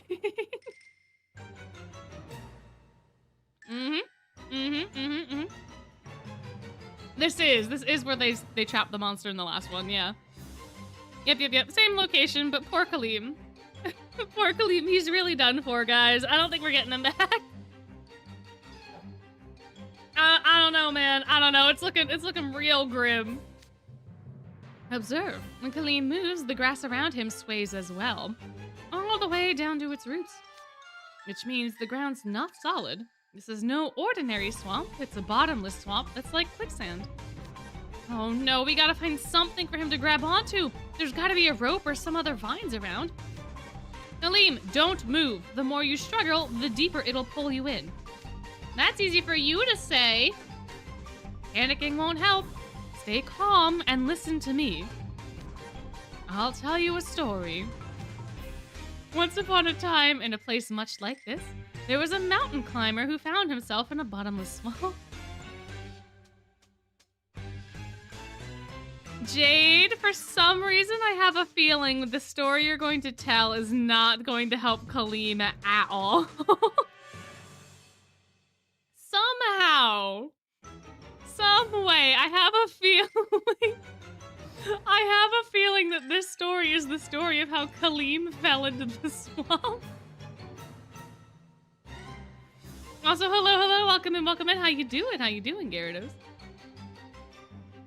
Oh, man. He called for help, but no one was there, so he just kept getting dragged deeper and deeper into the swamp. Now, this mountain climber was quite strong, but he still couldn't pull himself out. So with nothing to grab onto and no idea how to properly handle the situation, he sank all the way into the muck. That's it? No one rescues him? It's just a bad ending? Way to freak me out, dude! Yeah, well, it's Jade. What did you expect? I was trying to illustrate the dangers of this kind of swamp to help you calm down. Oh, Jade. Oh, I love you, buddy boy. Oh, good, but this is not helping. Well, congratulations. You did the opposite. Oh, good, and now we have fairies. Oh, great. Now we've got fairies, too. We haven't started a fire or anything. Maybe they remember our faces from the last time we fought. I thought we'd have more time to figure this out, but we may need to hurry things along. Kaleem, lean all the way back and spread your arms out. You want your entire body touching the swamp water. It'll be muddy, but for the most surface area you have touching the water, the harder it is for you to sink. Okay. You and Grim, I need you to help Kaleem keep his cool. Sure. Stay calm. You've got this. Let's get these fairies out of here. We wouldn't want them to interfere with our rescue. And we'll find some vines and haul Kaleem out. And watch where you step. If we get stuck in there, we'll all be up a creek without a paddle, as it were. Except for the fact that Jade could turn back into a mer person and then probably be fine, because it's kind of like water. So, like, yikes, I really gotta watch out. I'm a merman, but not even I could save someone once the swamp has claimed them. Oh, I guess not. I guess not that. I'm 90% sure that Floyd turned into a merman and was in this specific swamp to get the monster in the last one. But maybe Jade is just trying to have more fun. I don't know. I don't know, man. Jade, could you please dial back the doomsaying? My. Jamil having a heart attack. Poor boy really would. Poor boy would have such a hard time. よろしいんですか。何やってんの。今日は僕に任せてもらえますか、フロイド。いいよ、ジェイド。何すんの。せっかくなら楽しませて。いいね。もっと楽しめるかと。残念です。Oh, okay. That was quick.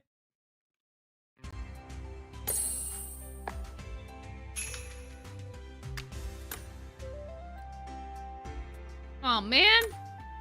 We're really not getting an ortho again? Oh, I'm sure Jay gets sick of his brother. I'm sure Jade and Floyd get sick of each other. Oh, 110%. They're siblings. There's no way that doesn't happen. I don't think there's a way for that to not happen.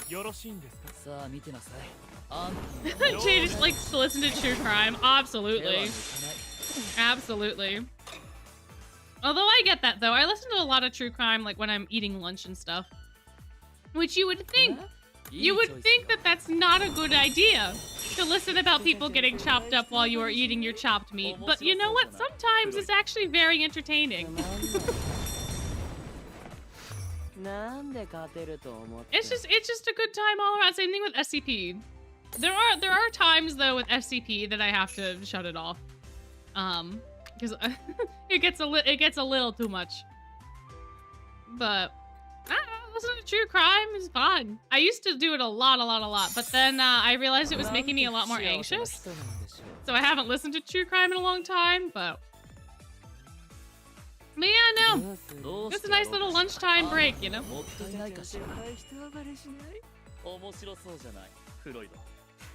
But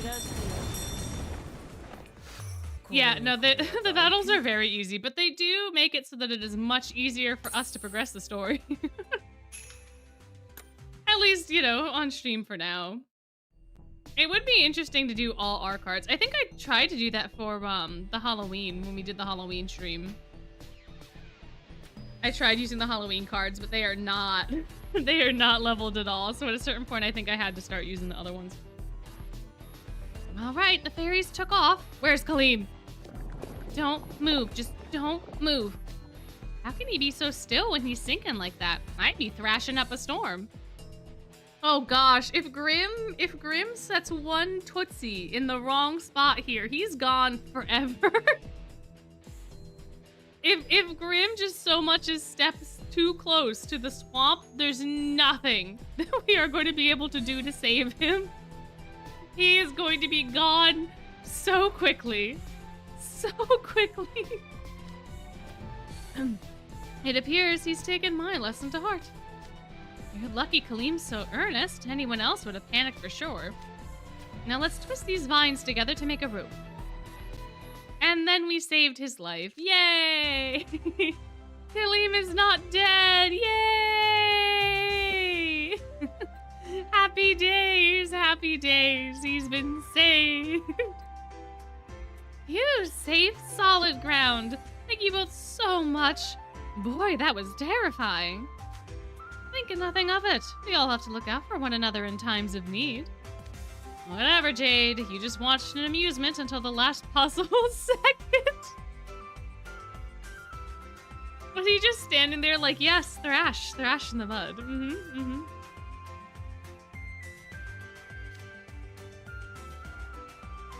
I'm glad Kaleem's okay, but now we're all covered in mud. So we are. Perhaps we should wash ourselves off in the lake before it dries. Wait, look, isn't that? Oh, a lantern blossom! It sure is. It's on that floating island over there. Not that we can get to it. We can, actually. It's like I said before, the more surface area that's touching the water, the harder it is to sink. So if we find, say, some large planks of wood, we can lie them down and ride across. Oh, I get it. Okay, let's go find some. So we're making a raft. We're making a raft to go get the lantern blossom. That's so exciting. Oh, I love this for them. I love this for them. Oh man. Oh man. What a time. What a time. Sure. Not like we can get any more. Oh, excuse me. Oh, that came out of nowhere. Sure, not like we can get any more muddy than we already are. My.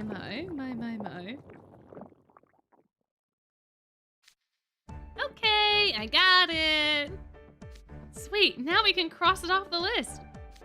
Kater, Kaleem, thank you both. I must say, I'm amazed a lantern blossom was growing here at all. It's hardly an ideal environment for them. Yeah, I can't imagine this area gets a lot of sun.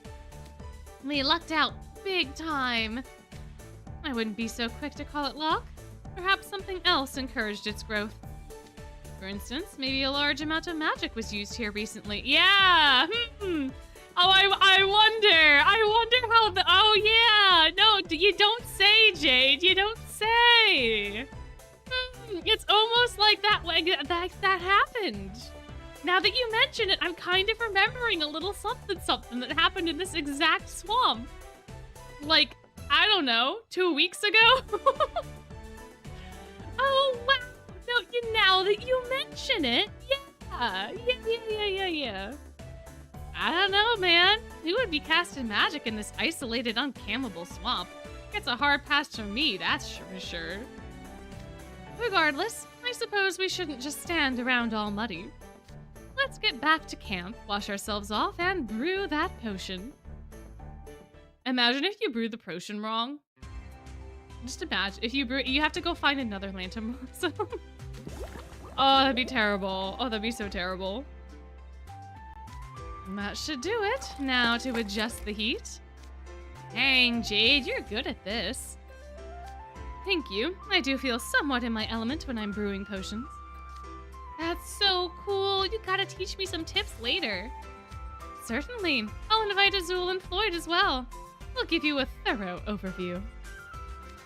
Sounds great. I can't wait. The scariest tutoring group I've ever heard of. You might want to skip that one, Kaleem. You know they'll charge an arm and a leg. Yeah, but like, it'll be worth it, right?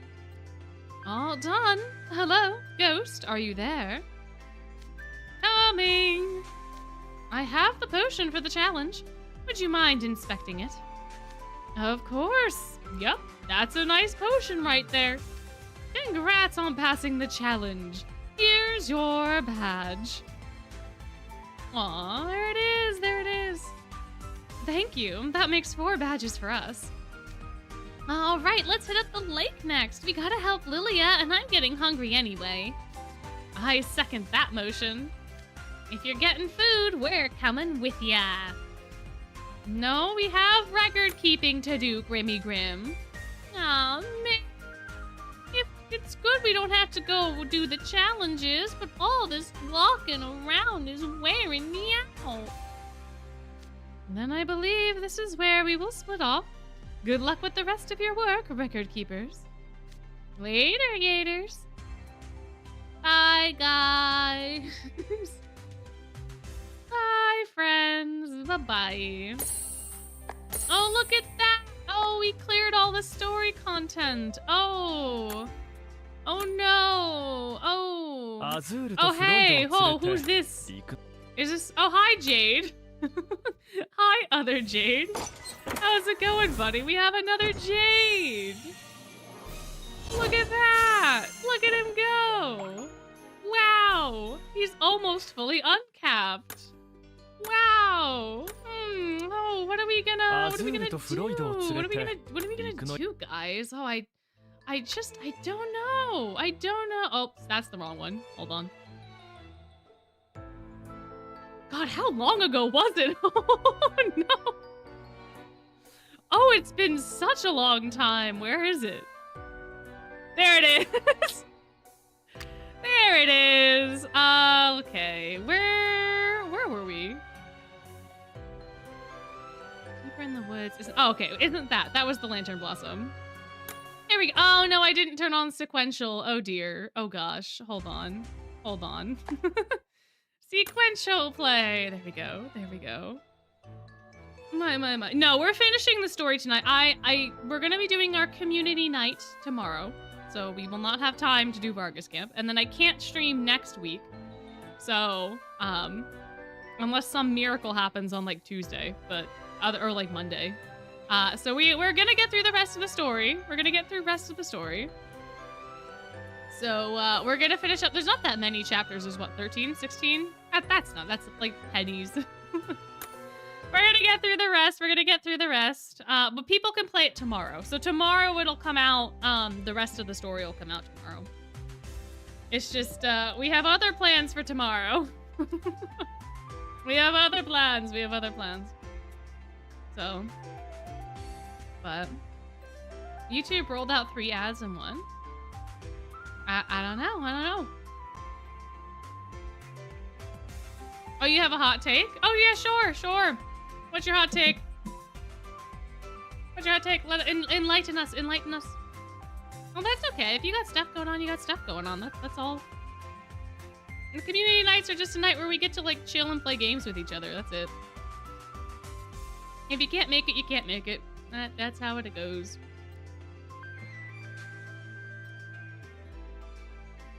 I'm gonna eat the rest of my pastry while I wait for your hot take, because I'm close to being done.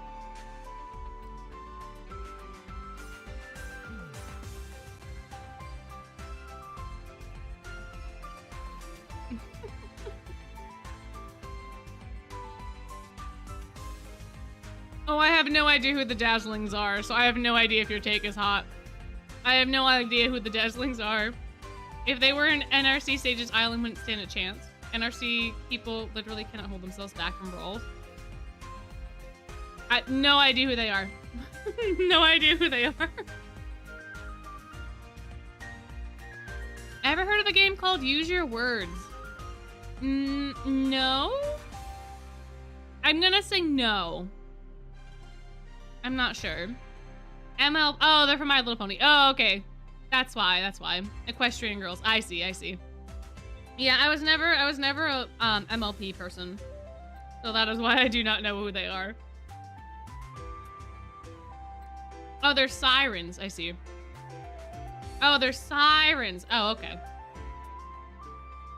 Sirens at NRC. Yeah, I've seen quite a lot of fanfic floating around with like a siren concept for NRC, but I cannot rate your hot take because I don't fully understand outside of sirens, but I don't know what their like exact powers are. But I think it's an interesting theory for whoever those characters are. Oh yeah, like your monster AU, exactly. Yeah.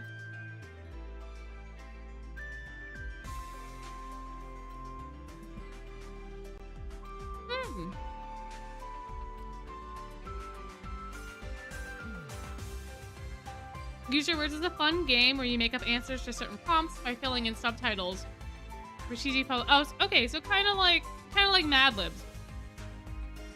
Oh, okay.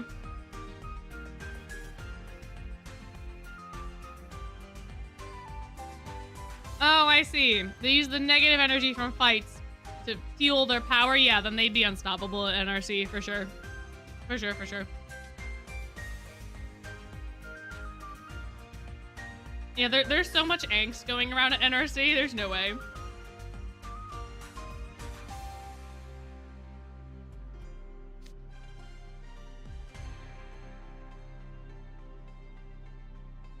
Oh, I think so. I'll have to go check it out after stream eventually.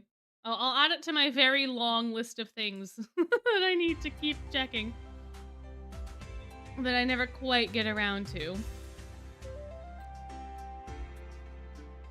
But I'll check it out. Seems interesting. Uh-oh, did Vargas just did he just flip? I moved my phone out of the way, he might have flipped. Anyway, back to Camp Vargas.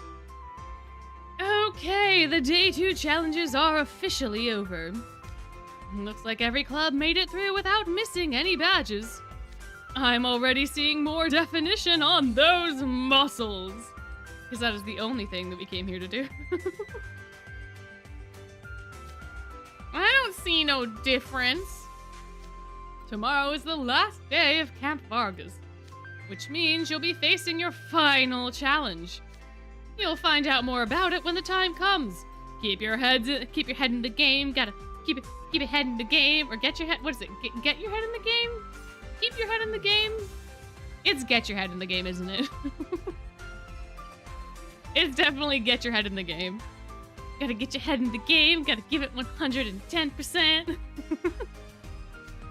Any questions? If not, you're all dismissed. Excuse me, Coach Vargas. I have something to report. Ah, Ashen Grotto with the board game club. What is it? Well, it's just that Edea hasn't returned to camp. And Ortho is missing as well. The Shroud brothers, huh? We've been searching exhaustively for Edea since yesterday afternoon, but we have yet to find him. I don't want to believe it, I truly don't, but he may very well have fled from camp. Oh, I'm I'm just so ashamed that one of our own would do such a thing. We take our duties very seriously in the board game club. We do not condone playing hooky. Isn't that right, everyone? Sure.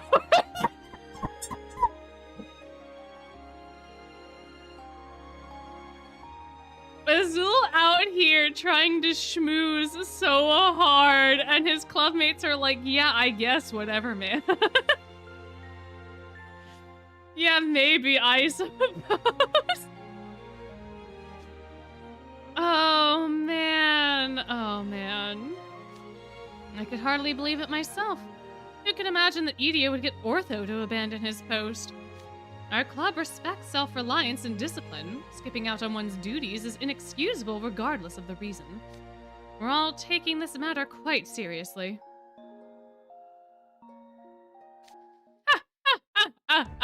Is that right? You both have the right attitude. Your intensity goes to show that Camp Vargas is already paying off. When they get back, make your feelings crystal clear. That's the ticket. Yes, sir? Is it me, or was his reaction rather mild? I thought he'd be furious that people were ditching his camp. Hey, Coach Vargas, we've got something to tell you, too. Lilia hasn't come back yet, either. We know he went to do the giant catfish challenge. When we went to look for him at the lake, all we found was the catfish that he caught.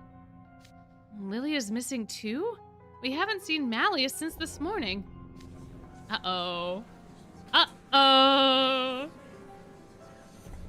Uh-oh. Okay, boys, settle down. Don't worry, I've already planned for this eventuality. I'll look for the missing students myself. You should be more concerned with your next challenge. Make sure to rest up those muscles. You need to be ready for anything. Dismissed. My, I wonder what anything could mean. Does it really mean anything? I didn't realize Ortho was missing too. But hey, didn't Edea go missing yesterday? Why did you wait to report it? I didn't want the entire club to get punished for Edea's laziness. I initially hoped we could find him on our own. But I'm much less concerned about that after seeing how Coach Vargas reacted. It's his problem now. Yeah, so were you not in tears just a moment ago? Weren't you in tears? Weren't you sniffling? Like, literally moments ago. And now you're like, all right. Oh well, not my problem. My, how cold. I mean, surely you're a little worried, right? Ortho's missing too. And do those brothers even merit our concern? Vil, the scalding. Oh, the cutting. Oh my gosh, Vil.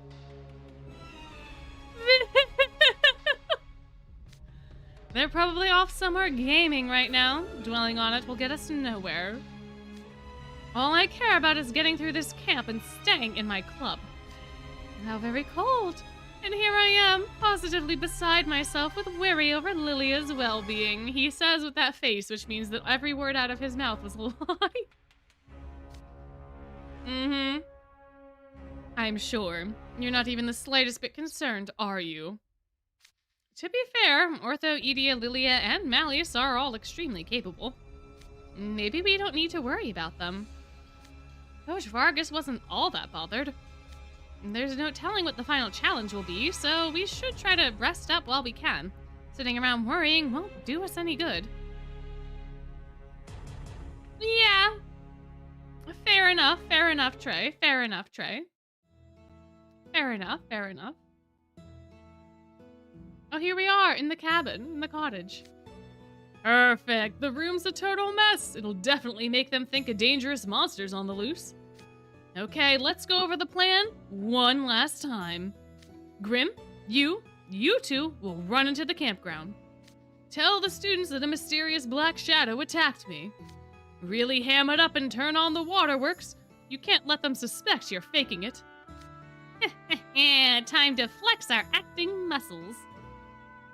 Alright, right, I'm ready. Oh, I'm ready. Great. Remember, you need to tell him the key info, or this challenge will be way harder than last time. When we did this with the sports clubs, they knew what my monster disguise looked like because of you. I bet your warning was one of the reasons some of them were still standing after my first attack. But obviously, this is your second go-around. You know what the deal is. I didn't want anyone getting wind of what's up, so I gave you the full rundown this time. Oh, there he goes with his little mask. Oh my, oh my, oh my, oh my. What a good time, what a good time. I'm counting on you. Thank you, Vargas.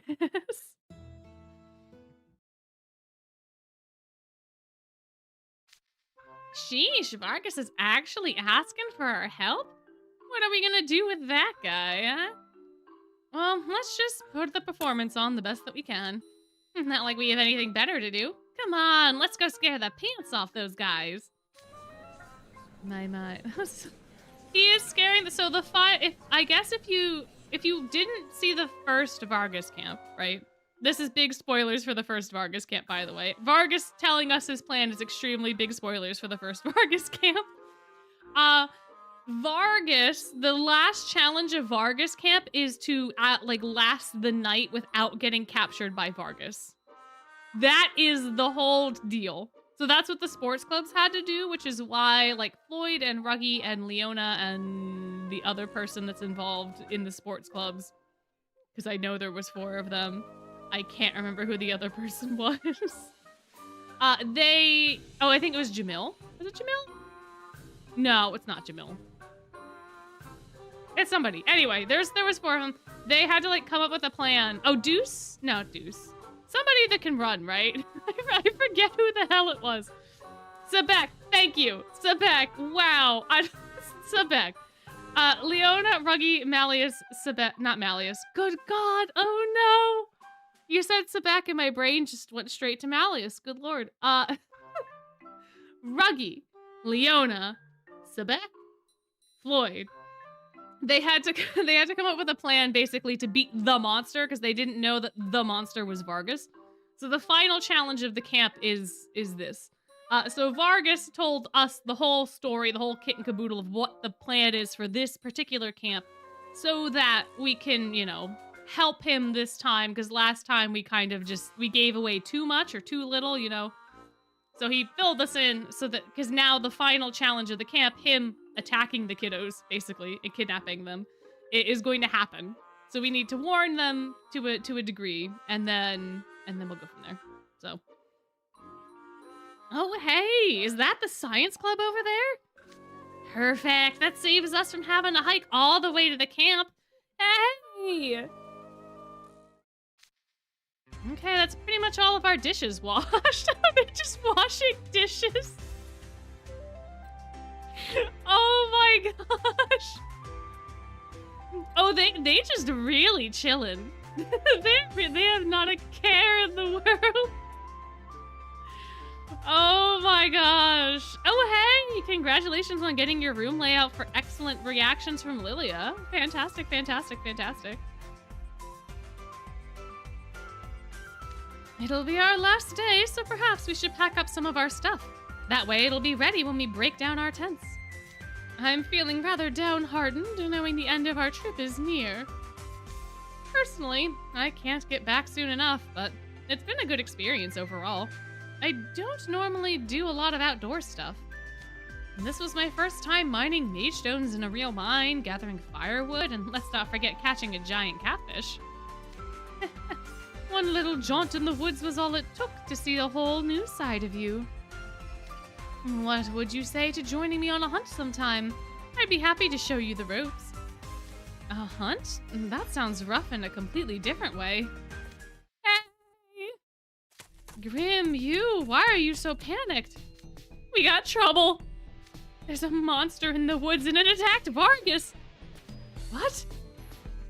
Dun, dun, dun! Dun, dun, dun! Housewives? My, oh my, oh my, oh my. I suppose so, I suppose so. What is this about a monster attacking Vargas? Tell us, what happened?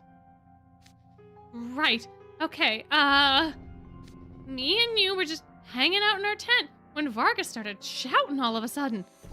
He was all like, ah, stop, somebody help.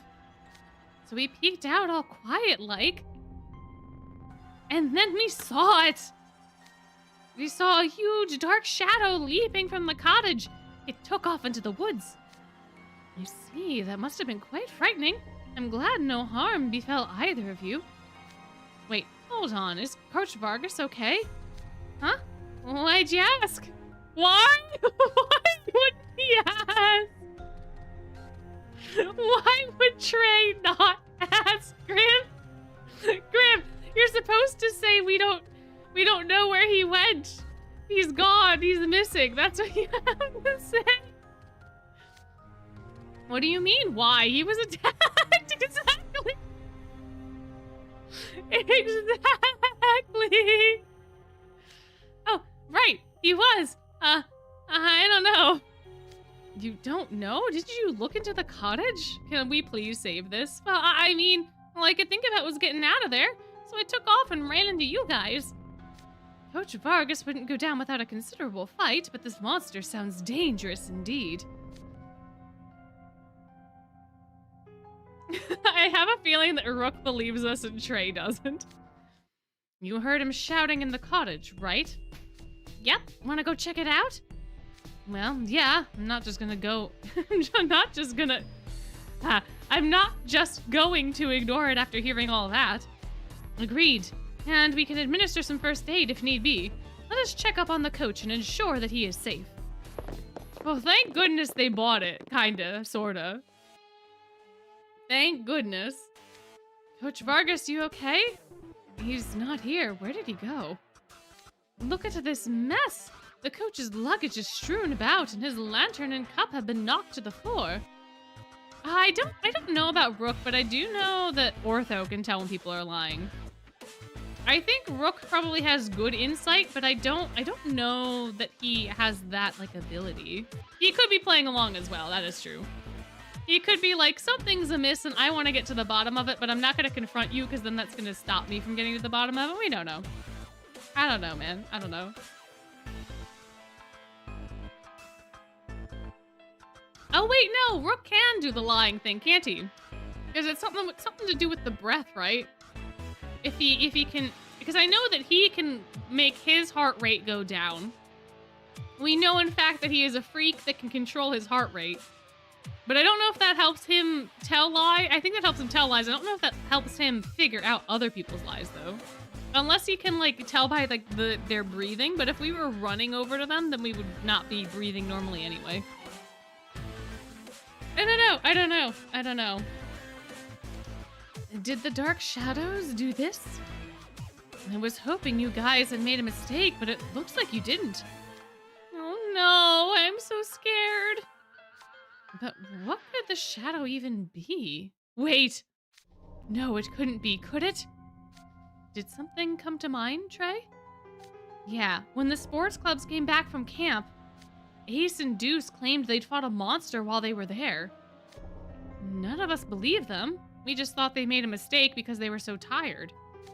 But what if they didn't? What if there really is a monster here? I should have taken them seriously. Grim, could you describe the dark shadow in more detail? What did it look like?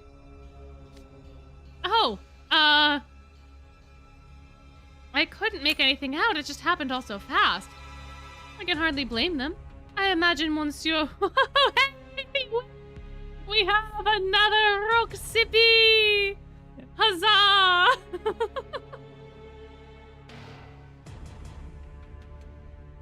Huzzah, huzzah!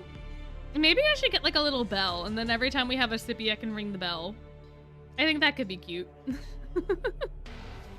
Monsieur Peluche. Yeah, I think it's supposed to mean like glutton or something, no? I don't know. Let's look it up.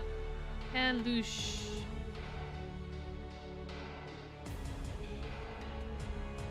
peluche apparently means teddy in Spanish. That's not. Oh no, he is calling him a plush toy. He's calling Grim a teddy bear. Or Fuzzy. Oh my gosh. Mr. Plushy. Mr. Fuzzy. Oh. Oh, his name in JP is Fuzzball. Oh, so he's just calling him Mr. Fuzzy. Oh my gosh, he's Mr. Fuzzy Wuzzy. Oh, that's why Rook and the Dove calls him Monsieur Fuzzball. Oh, okay. Oh, that makes sense. That makes so much sense. Oh, Mr. Fuzzy Wuzzy was a Grim. Oh, I don't know why this is so delightful to find out. Rook doesn't really call him by this nickname very often, does he? Oh man, and the Trickster were too upset to catch any detail. Yeah, fair point. I'm sorry to interrogate you guys while you're still shaken up. Nah, I mean, it's cool. We better get back to camp and warn the others. If Vargas couldn't handle that thing, we won't stand a chance by ourselves. The head mage could help us, but he won't get here until tomorrow morning at the earliest. And then we'll have to make it through the night on our own, at least. All right, let's get going. Everybody keep a sharp eye on your surroundings. Phew, you think that was good? I wish they'd stop asking us so many questions. Listen, we nailed it. We got it. We got it. Grim, you, what's the holdup? We're coming, we're coming. My. my. He does. Grim does need to join the Film Research Club to get better at improv. That would help him so much in so many areas. Yeah, Crowley is a useless... Crowley is generically a very useless being.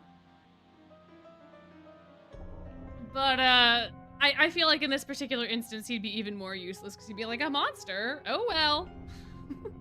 Guess we lost some kiddos, but it was the sacrifice I'm willing to make.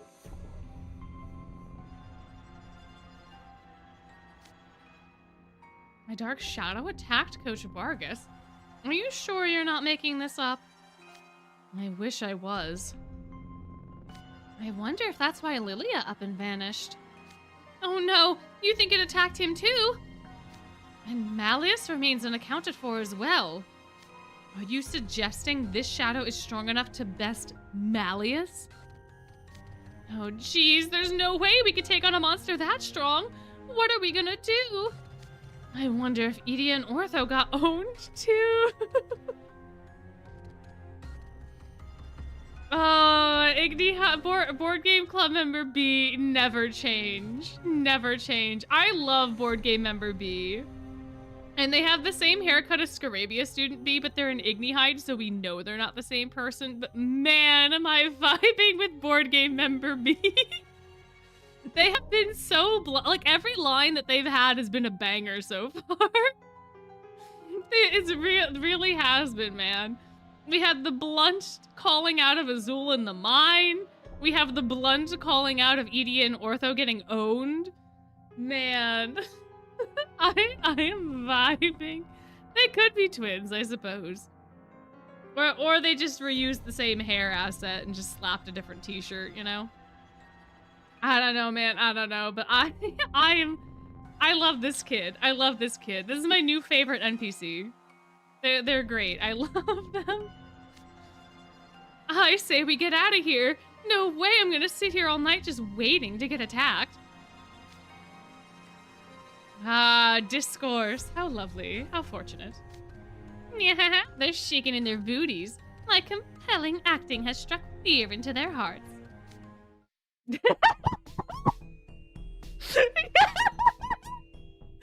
Side-eye! The immediate side-eye! The one person who would know immediately! Probably!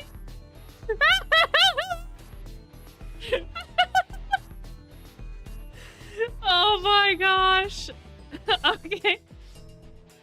All right, calm down, everyone. From what we've heard, no one actually saw the attack, right? Huh? Yes, that struck me as well. Grim, is it possible you mistook from, some large animal for a monster? Oh, and the Jade is condescending. Look at that face. That face is the face of condescension.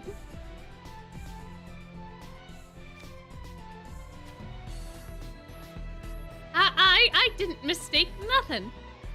It was really big and, well, just big and stuff. Anyway, it wasn't an animal. Grim, no. Grim, you're gonna throw this whole shebang out the window, buddy. His room in the cottage was a mess, too. Scared the living daylights out of me. Brooke, Trey, back me up here. Ville's got a point, actually. We saw the cottage, but neither of you actually witnessed Coach Vargas getting attacked, right? I don't know, maybe. You have to say yes or no. Grim, you have to say yes or no. If you do not say yes or no, the entire story gets thrown out. You have to commit to a bit, Grim. You have to commit. Grim, what are you doing? Yeah, that's not very conclusive. I know none of us have our magical pens. But are we supposed to believe that a monster took down Edia and Ortho, defeated Malleus and Lilia? And then we went after Coach Vargas and got him too? Yeah, well. It's much more likely you guys made a simple mistake. Yes, this is all extremely far-fetched. To be fair, you know, if I were to hazard a guess, I'd say Coach Vargas deliberately made it look like he was attacked. This is why you have to commit to a bit. These guys are too smart. They're too smart. They're way too smart for this. Way too smart. You're going up against Azul, who can figure things out pretty quickly. And you have Vil, who can know acting very quickly, very well, right? You had to commit to a bit.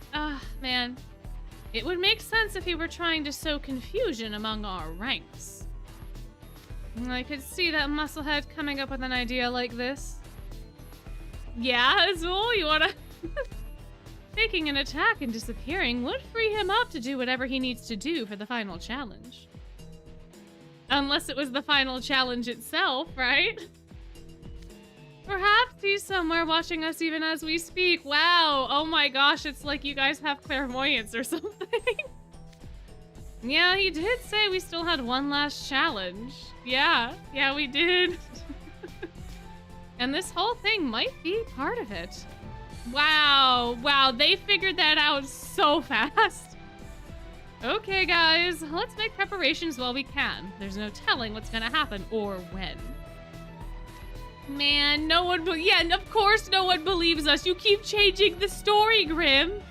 You keep changing, you keep saying yes and then saying no. You have to commit to a bit, buddy. You gotta commit, man. No surprise, yeah, we weren't committing at all. Did you guys say something? Nope, not a word. So, what should we do for tonight? We must remain vigilant, even if this is part of Coach Vargas's challenge. Yeah, you do. You don't even know the half of it, man. You don't even know the half of it. I believe it would be wise for each club to stick close together and wait for morning. Good call. Then the head mage will come through the dark mirror and pick us up.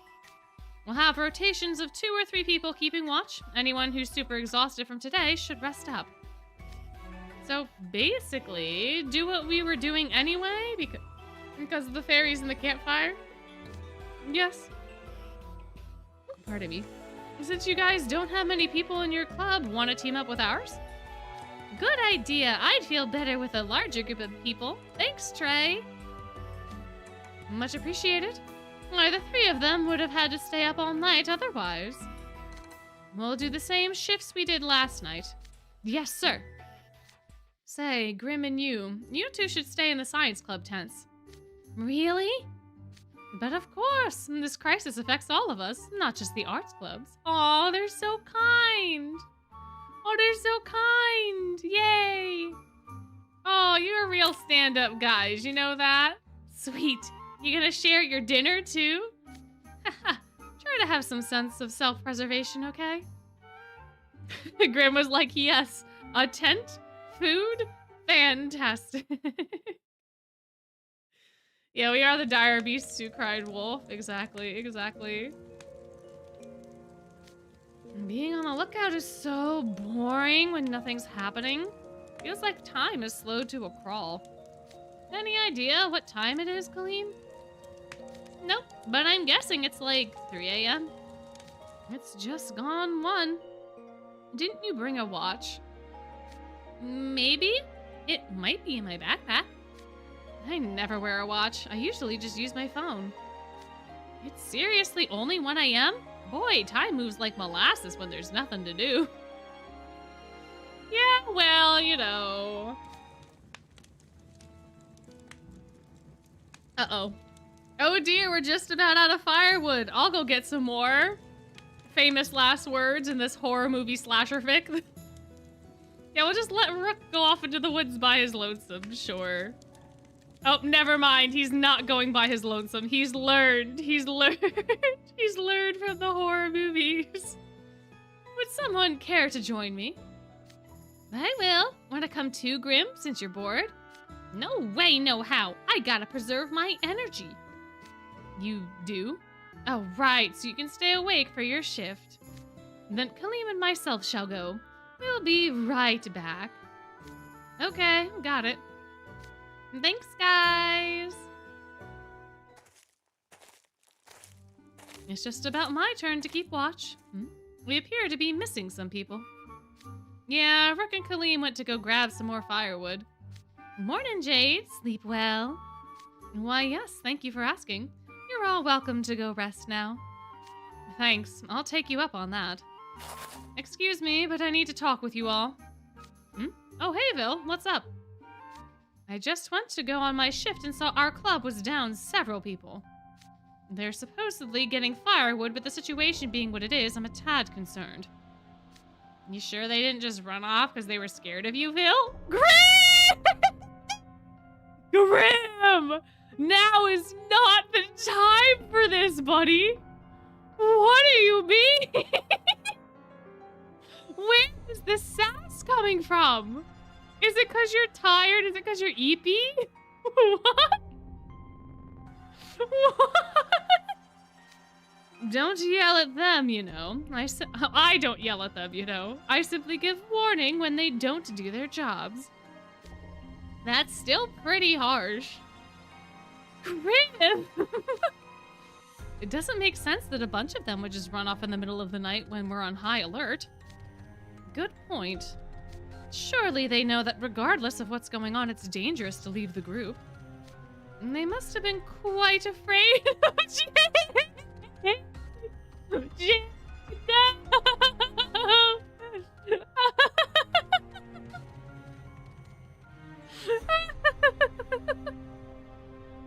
They must have been quite afraid of Vil's iron. Jade! Jade! Even in a time of crisis, you just have to get a dig in, don't you? We'd better stay sharp. You think Coach Vargas's challenge is already underway? I'd say so. I prefer not to lose any more of my club members. I need to formulate a plan of action. I'm going back to our tents. Goodbye, Vil. You know, Rook and Kaleem have been gone a while now. Our firewood pile isn't that far away, just where could they have gone? Maybe they didn't make it there at all. Hey, what about the campfire? It's about to go out. I'd better go check on them. Hater, Jade, would you come with me? Uh-oh. Uh-oh. Sure thing. If the campfire goes out, we'll really be in the dark. Grim, you two keep an eye on the fire. I'll get some more science club guys to stay with you. Don't worry, we'll be right back. Uh-oh. Be careful out there. Be careful. Be careful, guys. I'm gonna catch some Z's while I can. You won't be able to take it much longer. Easy. Oh. Oh no, my method acting took over. We won't be able to take it easy much longer. Yawn. Let's see, where's the firewood? Ah, there it is. Wow, look at all this. I guess having all those club members comes in handy. I'm jelly. We did collect a lot of it, but strange. Doesn't look like any wood's been taken from the pile. Maybe they got lost? No, that can't be. I could see that happening to Kaleem, but definitely not Rook. Trey, I found someone's jacket on the ground. It looks like Kaleem's, but it's all dirty. What is it doing here? Actually, I see drag marks on the ground. Something might have happened to them. Oh? Yeah? What? Huh? Uh-oh. Uh-oh, we are now in darkness. We've been cast into the darkness. What was that? Ah! That scream. It was someone in the science club. It was someone. We don't know their name. We don't know who they were. We don't know if they were A, B, or C. But someone in the science club is gone. F's in the chat for random science club member. I don't know why. But I just, because you would think that Trey would be like, oh no, that's John.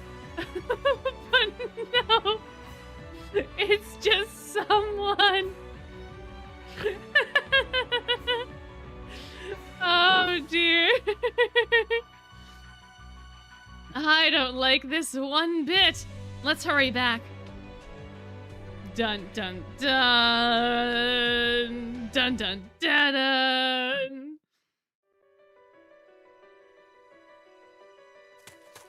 Hey, is everyone okay?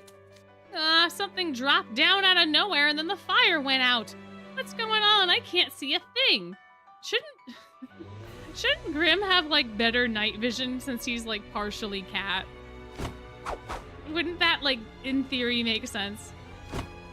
Sounds like something's flying through the air. A ball?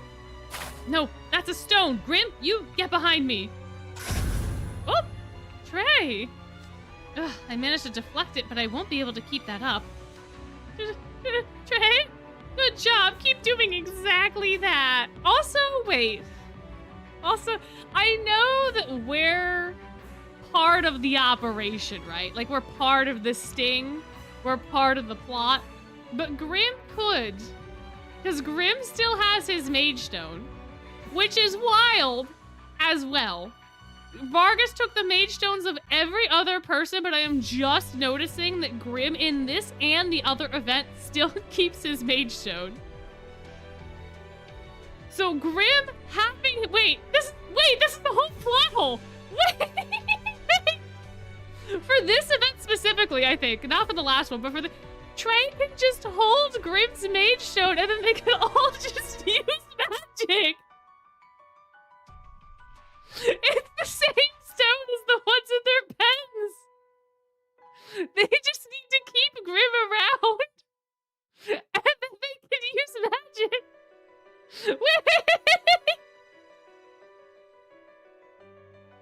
Wait, no way. No way. Oh, none of them are gonna think about it though, are they? No one is gonna think about it. You don't have your magical pen, but Grim is right there. Grim is right there. I can deal with something like that, but we need to get out of here fast. I mean, Grim wouldn't share his Mage Stone, but I don't think he'd have a choice. If he's grabbing onto you for dear life, like it seems like he is, then you could just grab onto that Mage Stone and use it. I don't think that would be a problem. Wait, what is that? Ooh. Oh, it's strong. It's breaking down my barrier spell. Oh, okay, there we go. There we go. Plot hole fixed. Plot hole fixed. They no longer have a mage stone. They no longer have a mage stone. They fixed the plot hole. They fixed the plot hole. Grim is dead, but they no longer have the mage stone. Oh, man. Oh, man. He got yoinked. He got yoinked real fast. Grim, are you okay? Yeah. Where is everyone? Talk to me. Trey, help. Oh no, Cater got... Vargas literally heard me talking about the mage stone and was like, oh yeah, shit, let me get rid of that real quick. Vargas was like, oh no, you right, fam, you right. Hold on, I gotta fix that. Cater! What's going on? It's too dark, I can't see a thing. Cater, guys, where are you? Is that you, Trey? That voice, Jade? Shh, we need to get away from here. But the others... As much as I'd love to respect your wishes, we don't have time for such sentiments. If we stay, we'll be wiped out. We'll be wiped out to a man. What? If we stay, we'll be wiped out to a man?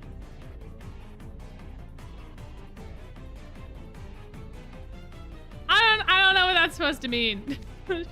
Should that come to pass, there will be no rescuing Cater and the others. The smart play here is a temporary retreat. But we're up against a foe who can toss large stones. Challenging them without a plan is not a sound strategy. You hear that? You don't want to run? I mean... Okay, yeah, you're right. We'll retreat for now. Oh, to a man just means that everything is going to be knocked out. Oh, I see. So it's just an old turn of phrase. I gotcha. Okay. I see. That makes more sense then. That makes more sense. Thank you for your understanding. Now let's hurry.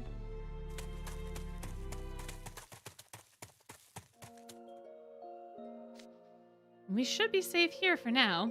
The area is wide open, which means it'll be easier to spot any oncoming attackers. I wish I could have gotten the others to safety as well. But in the midst of such chaos, getting to you was all I could manage. My apologies for my failure. Hey, you don't have anything to apologize for. If anything, I should thank you for getting me out of there. No, thank you. I couldn't have escaped without your barrier. Have you accumulated much blot? No, I'm still good. You were using magic too, right? Are you okay? Oh, I used the mage stones we mined for our challenge.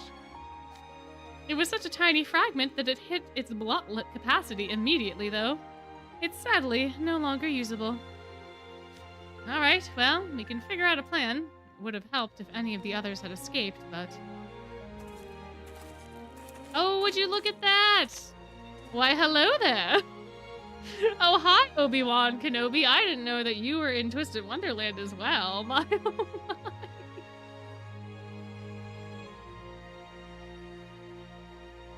Trey, I'm glad you and Jade managed to get away. Azul and Vil, you're safe too. Yes, I am. The rest of the Film Research Club disappeared in the attack, though. What about the board game club? Much the same, I'm afraid. Everyone else disappeared before I could make sense of what was happening. So, were the only 4 left? Just what was that large shadow? It laid waste to our campsites in no time. Do you think that's what Grim was talking about? Probably a safe bet. I thought it might be Coach Vargas at first, but it didn't look like him.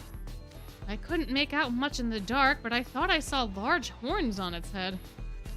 Horns, So does that mean it wasn't Coach Vargas? And look, it doesn't matter if this is part of the challenge or if it's Coach Vargas or not.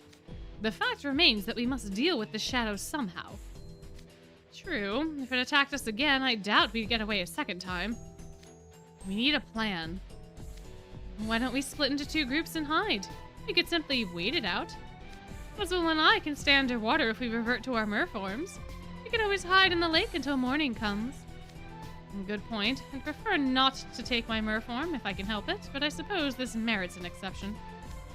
That would only ensure your safety. What about the rest of us? Try back me up here. Could I make a proposal? It's a little reckless, but it'd give us all a better chance of making it till dawn than hiding would. I'm listening. It's pretty straightforward, actually. The next time that thing attacks, we strike back. Yeah, okay, good job, Trey. Good job. What? Good job, Trey. Good job, buddy. Congratulations. You came up with a plan. Wow. So great. Fantastic. That was the most beautiful, eloquent plan ever. You want us to attack that thing? Have you taken leave of your senses? Why are we using all these phrases from the 1800s? You and Jade, what is happening? What happened to Octavidel? Why are we old-timey now? I know we're not all in sports clubs, but there was a huge crowd of us at the campsite, and it still wasn't enough. And we can't fight properly without our magical pens. The prospect of victory seems slim. Why don't we let Trey finish his thought before completely dismissing it? He wouldn't suggest something like that without reason. I actually think the four of us could take that thing if we played our cards right. Earlier, it hit us with a surprise attack when we couldn't use magic. Plus, our campfires had just gone out and we didn't have time to adjust to the dark. But if that stuff's not an issue, then that changes things. Ah, of course. If we were able to use magic, we'd already have gotten used to the dark. Oh, and we'd already gotten used to the dark. Sorry. Apologies.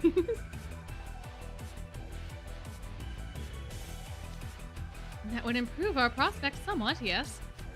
The question is, how would we use our magic? We don't know where our magical pens are, and the mage stones from our challenges are quite small. We don't have many of them either. The four of us would burn through them in no time. That's a problem, yeah. I was hoping we could use the ones we dug up, but you're right. They wouldn't be enough. Well, have I got some good news for you, then. For today and today only, you can get double the mage stones for double the price. Sound like a good deal? Then let's sign on the dotted line. Oh, man. You see, I happen to have a considerable number of mage stones thanks to the board game club's mining efforts yesterday. Exactly. This is the I can scam you part. I should have enough that we could use our magic normally. Would you be interested? Would I? Thanks a ton. You're thanking him? Take another look at his face, Trey. He's clearly about to extort us into agreeing to some outrageous set of terms. Oh no, he's aware this is an emergency. I'm sure the terms will be more than favorable. Isn't that right, Azul? Yep, it is scam time. It is scam time. It is time for scam. It is time to scam. Scammy, scam, scam, scam. Oh, man.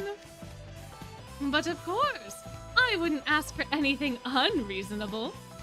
That said, I question if we can land a magical attack on that shadow even if we can see him better. I saw that thing up close. It was powerful, of course, and as swift as any beast.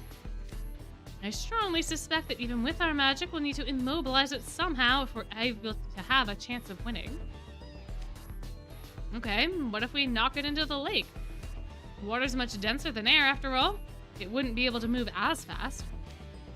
If we can get it into the deep part of the lake where it can't stand, then it wouldn't be able to put up much of a fight. We'd have a huge advantage if we stayed up here, right? True enough. I wasn't considering it from a land dweller's perspective. Likewise. After all, we move much faster in the water. It's an acceptable enough plan, not outcome. It's a plan, not an outcome. Okay then. If we're gonna make this work, I've got several jobs for all of you. This has to be a team effort. Can I count on the three of you? No.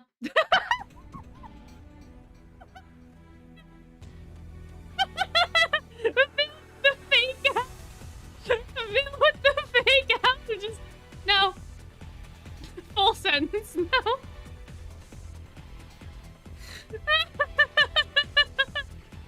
You know none of us would actually say that in this situation, right? I wouldn't take directions from an incompetent person, but I know you wouldn't suggest anything ill-advised. Dang, Vil, dang. Oh, that's actually a really nice compliment, man. That's actually really, really cute. Thank you, Vil. Thank you, Vil. All right, I say we all work together to give our assailant an unpleasant surprise. I'm also keenly interested in hearing Trey's plan. Agreed. I'm willing to offer my full cooperation, assuming the plan is worth our time. Now I'm all nervous to share it. Don't even think about trying to get out of this. Just tell us what you have in mind. Okay, fine. But first, I have a question. Who here is good at running? I was about to make a joke, but then I remembered Vil exists, so... because of Jade, I don't think Azul and Jade are all that great at running. Just off principle. Don't expect a merman to run. My mountain excursions have helped build my leg muscles, but I wouldn't say it's my forte. I doubt I could hold a candle to someone who jogs every morning like Vil does. Oh, how they quickly turn it on to Vil.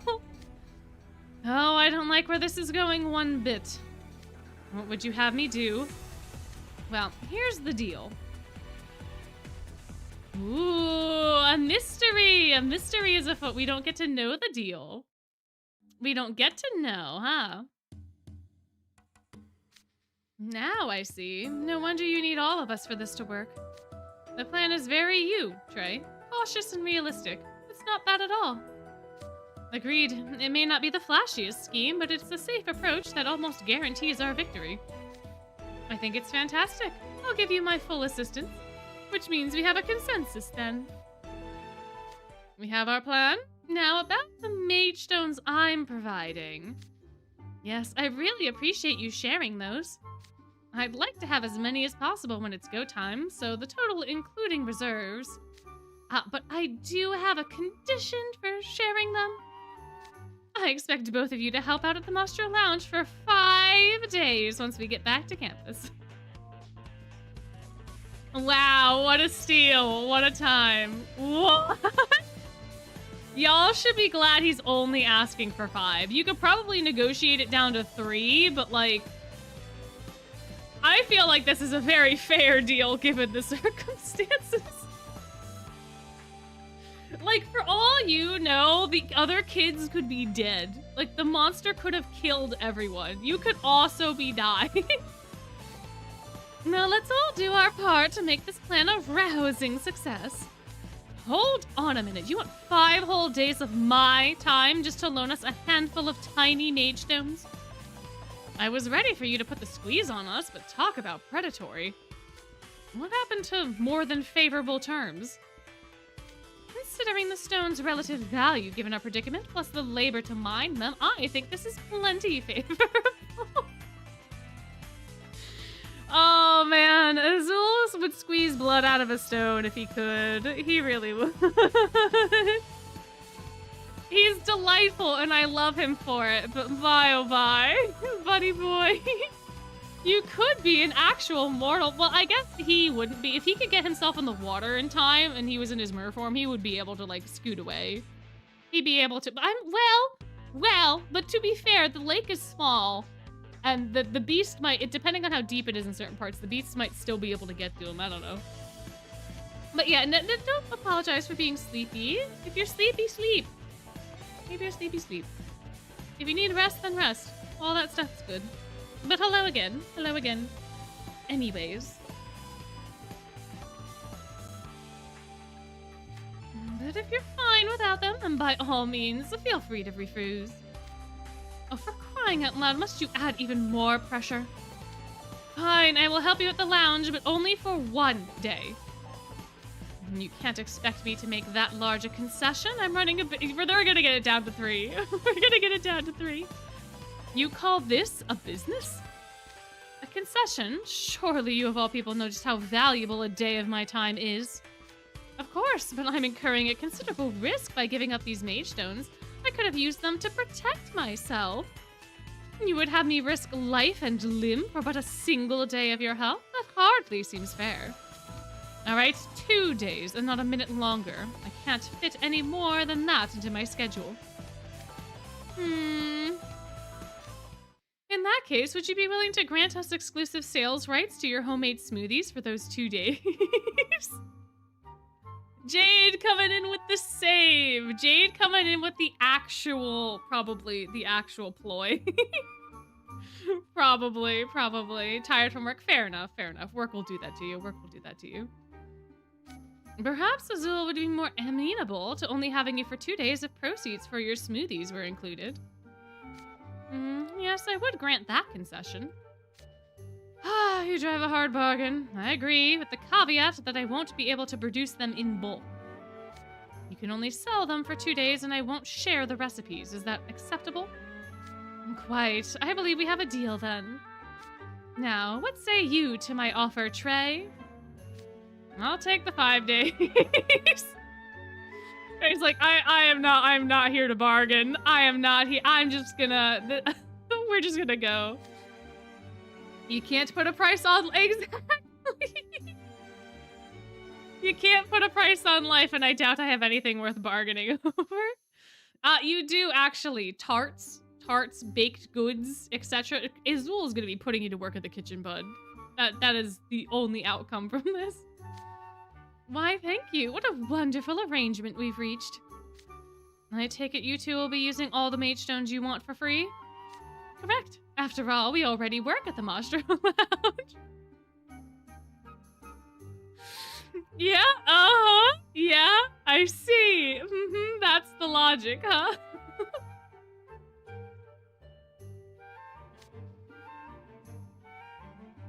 I can assure you that you'll have my full support in honor of your generous agreement.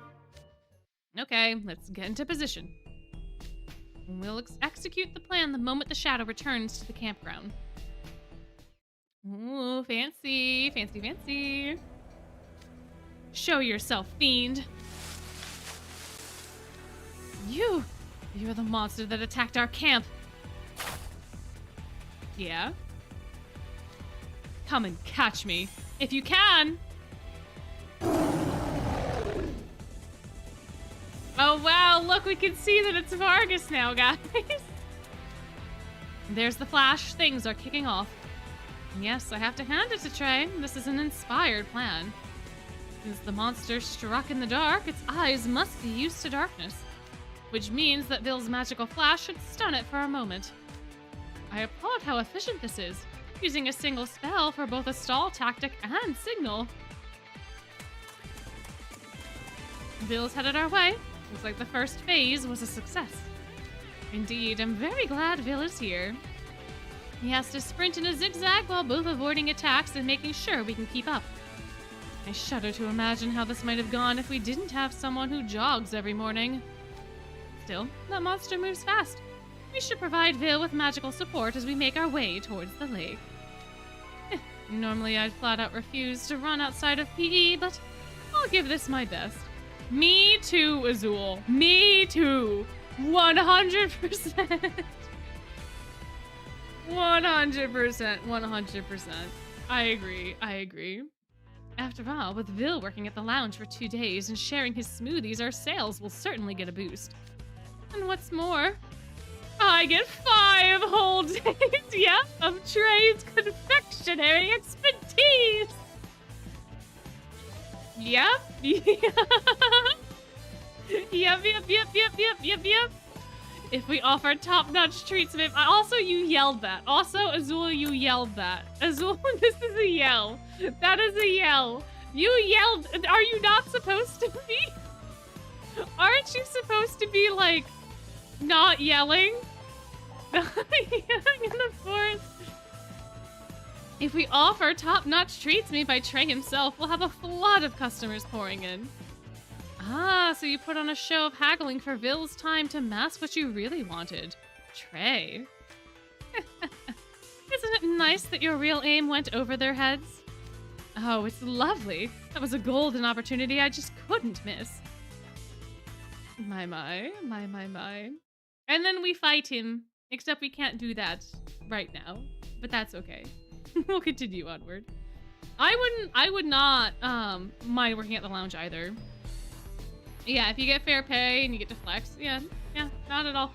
I really wanted to do bartending for a long time, but my memorization really sucks. So, I figured it would probably not work out very well for me if I did. However, I always thought like making the drinks and stuff would be cool. And like they have a limited set menu, so you would get used to the recipes rather quickly, I'm sure.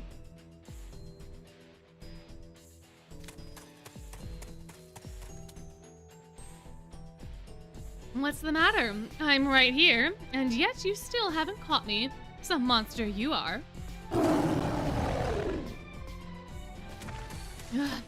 Are we at the lake yet? Oh, I'm drenched in sweat. Keep going, Azul. Bill's taking lengthy detours to ensure we can keep up. And don't stop your spellfire or the monster will catch Bill. Think of the sails. This is for the Mustro Lounge. And you stop relishing in my suffering and get to work. Oh no, but this is what's making it Jade's worthwhile. Oh, come on. He has to relish in the suffering. He has to relish in the suffering. He has to. Trey, I'm here. We're all set. Okay, guys, time for phase 3. Get him in the water. Get him in the water. Azul, Jade, pincer attack, now. Right. Uh-oh. Oof, talk about fast. So much for the pincer. It got past us in seconds. This is not the time for analysis. It's throwing another stone. Paint the roses. Oh, it's ain't a stone no more, no more, no more, no more. My word, did you just catch that stone? I altered it to have the characteristics of a rubber ball. I figured we'd need a way to deal with the stones. I'll take care of anything it throws at us. Vil, you're on the offense. Azul and Jade, take support. Just keep inching it closer to the water. Yeah, get in the water! Exactly. Oh, if only Poseidon was here to edgily scream out the words in... it's not a ballad. What is it? What is that song? It's definitely not a ballad, but that's what my brain is going to. I have been... on a initial listening to the soundtrack, I didn't like Epic at all because all the songs sounded very samey to me, and I still feel that way with some of like the vocal, like the singing style is very consistent throughout, which I guess is what you're supposed to have in a musical, but I'm also not someone that likes musicals, so I feel like it's not made for me specifically. But I do enjoy the way that it retells the myth. And I do like certain songs in it. Everyone has their favorite songs, yeah. But good. but I really like the Poseidon get in the water. I think it's really funny. Oh man. I just think it's great. I think it condenses the Odyssey down into enough of a story to make sense. But I think it's missing very, like, the Odyssey has a lot of stuff in it, right? And I think there's certain aspects that get kind of rushed in the songs because they are songs. And they're not meant to be a thing, but I don't like the sing talking. That's a thing that always kind of bothers me. And some of the songs are very heavy sing talky. And I don't like that. Yeah, the Odyssey is pretty big. From what I remember in high school, we had to read it, and it was a pretty big time. I mean, it's been forever since since I read it, but I don't know. I like both of Hermes' songs, but that has more to do with the fact that I like Hermes a lot as a character, as the concept. And I like the ones. I like Scylla a lot. Still is very, very fun. I like the... Oh my god, the Open Arms song I think is kind of a bop. But it has that, like, sing-talking in it that I don't like, but the music itself is pretty cool. So... Broadway thing to sing-talk? Yeah, but I think it depends on how you do it. And again, as someone that doesn't like musicals, I'm not the target audience for Epic. I don't know. I don't know why I don't like musicals. And it's weird because as I've gotten older, it's bothered me more. Like when I was little, Lion King all day, every day, but that's kind of a musical, right? Like the Disney movies have a lot of songs in them. You got the sing-along parts. There's a lot of music. And it does make them enjoyable. But like as an adult now, even though I love The Lion King, if I go back to rewatch it, I'm like, okay, great. The next 3 minutes are gonna be them singing. Perfect. I don't know. I don't know when the switch up happened in my brain, but I don't know. Ah, you read Don Quixote in the OG Spanish dialect? Oh my goodness, Was the book thicker than your tables? I think so. I don't remember, man. Oh, the Poseidon songs are very fun. Oh yeah, when Odysseus, yes. The wreaking havoc on the suitors is such a cathartic payoff. I love it. There's so many good little lines in there, like that you think I don't know my own palace? I built it. There's so much, man. So much in there. I don't like the first Poseidon song though. I don't like the first Poseidon song. The Ruthlessness is Mercy one, I don't like that one at all. And the only one I like about the Get in the Water song is the line, get in the water. I don't like any of the other stuff. I just think the way that he says it's very fun. I don't know. I don't know, man. Oh, the writer liked Odie too much. He's a lot more sympathetic, I feel like, in Epic than he is in the actual Odyssey.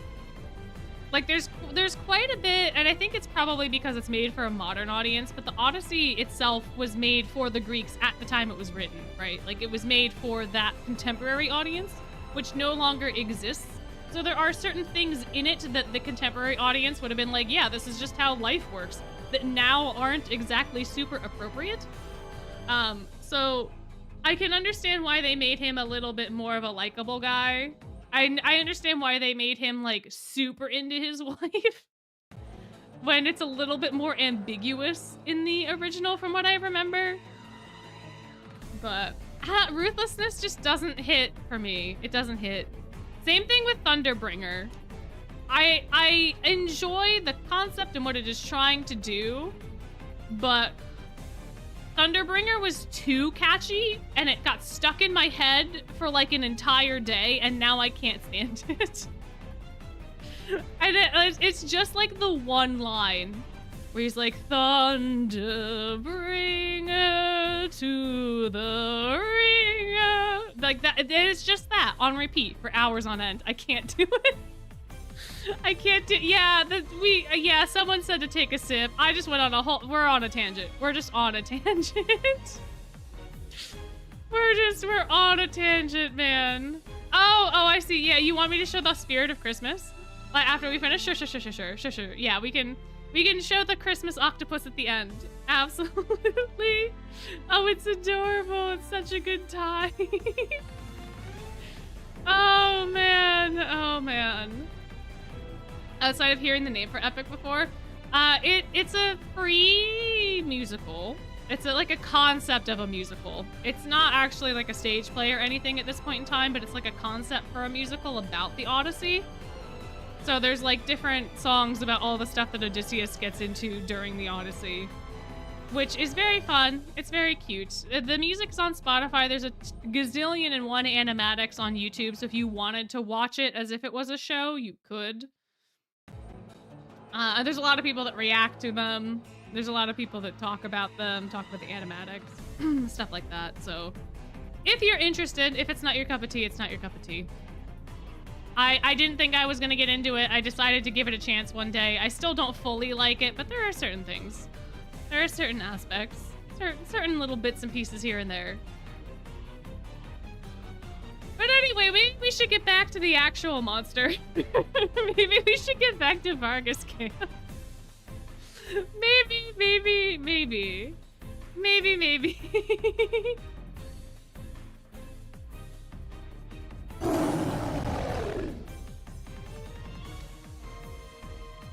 We're bombarding it with spells, but it's just not phased at all. We're still gaining ground. Trey, can we move to phase 4 when you're ready? Not yet. Keep up the pressure.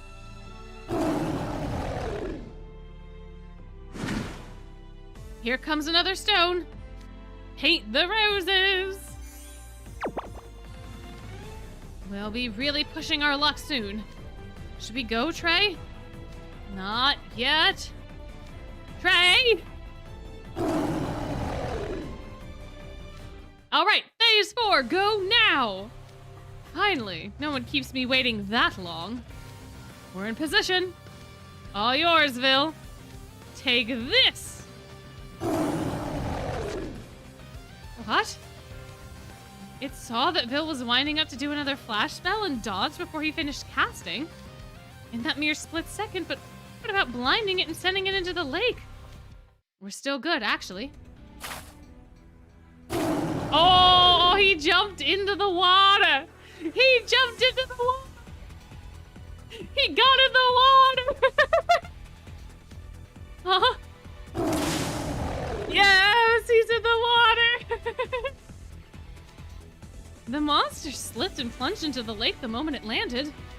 It's hard to believe someone could slip that spectacularly just from a simple dodge. Whew. I took an extra precaution before you guys got here and froze the grass around the lakeside with magic. Anyone would slip on it as so long as they held enough momentum. What prompted you to do that? Well, since you handled the dangerous part of the getting the enemy over here, I figured failure wasn't an option. Quite right. Nicely done. Gah!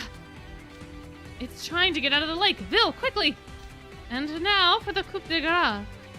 What's your hurry, monster? Just to give you fair warning. This lake is as good as cursed. Fairest one of all. Anyone who touches the water of this lake will be immobilized until I permit them to move. All right, it's immobilized. It can't do anything to us now. I believe we've won this battle. Huzzah! That was a nice workout. I was worried we might not have enough mage stones, but we finished with a good amount left over. I'm very curious to know what that shadow is. About that, I got a much better look at it just now than I did before. It's definitely built, and though the upper half of its face is hidden, I could see it grinning a little. So it truly is as we suspected. I had an inkling, but this, of all the ridiculous stunts to pull. If you knew, why didn't you say anything sooner? I was afraid it really was a monster. Sorry about that, I didn't have any proof. Besides, we had to go all out no matter who it was or what it was. Okay, let's fish our attacker out of the water and get some answers. How are we gonna fish them out if anybody that goes into the lake gets cursed? Is Bill just gonna have to curse us and uncurse us one by one, but make sure that he doesn't uncurse Vargas?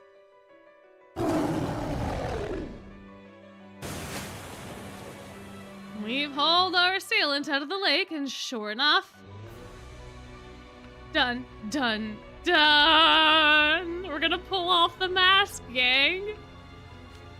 Seeing him up close, there's no mistake. I'd know that grin anywhere. For real. Jade, would you mind unmasking him for us? Done. Certainly. Here we go. Old Man Jenkins! Whoa! Who would have ever seen that one coming? I can't believe it! Oh, man. I see you've discovered my true identity. It really was, Coach Vargas. What an effective disguise. That costume is quite flattering on you. It was specially made to emphasize my musculature. Well, at least now we know for sure. Well, I think you can give him permission to move now. He's probably not gonna attack us again. Are you sure? His earlier display of violence didn't exactly engender trust. Agreed. Perhaps it would be more prudent to verify the safety of our schoolmates before releasing him. Yes, let's just leave things like this and keep an eye on him for now. Oh my gosh. Looks like I've been outvoted. Sorry, Coach Vargas. Nothing personal. Hey! It's Grim, and you? I was worried you got attacked. Where have you been? Well, you tell him. I am so sorry. And that's the story. You were working for Coach Vargas and just pretending we knew nothing about the monster. I get it now. So this whole attack really was just a challenge. That's right. It was a test of combat. The challenge was to keep calm and flex your minds and muscles in the face of an unknown threat. Your friends go missing. Your dependable teacher is gone. A powerful foe is hunting you. I gauged how you handled being thrown into a crisis. And that was your true assignment. A powerful foe, Your ego is showing there, Coach. Okay, but what about the other students? Relax, they're fine. I just tied them up to keep them from interfering with the challenge. You know, just casually. The ghost will untie them once it's all over. Grim and you were special exceptions. I had them record what you did. And that would explain why they entered from the woods. I still can't believe it was all an act. You had me completely fooled. Really? You actually bought that tray? What can I say? I got talent. You could put me in the Film Research Club movie if you wanted. No, Grim, please, no. We just dug ourselves out of a hole. We don't need to get put right back in. Grim, no. No offense, but I have no plans to film a heartwarming pet movie anytime soon. I ain't a pet. Coach Vargas, may I ask a question? Sure, Ash and Grotto, hit me. I get that Grim and you were assisting you, but was Edia's disappearance also part of the challenge? And what about Ortho? Was that just trickery as well? Nope. Any student who skipped out on assignments or broke the rules weren't worthy of the final challenge. And so I gave him educational guidance instead.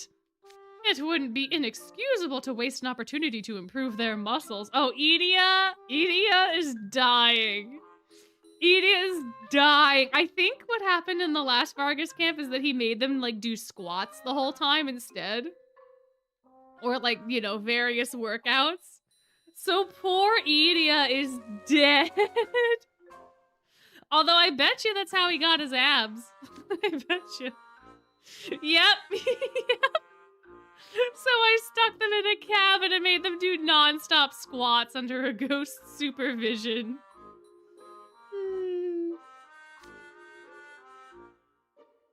Don't worry, they'll be back any minute now. And so, did we pass the final challenge or not?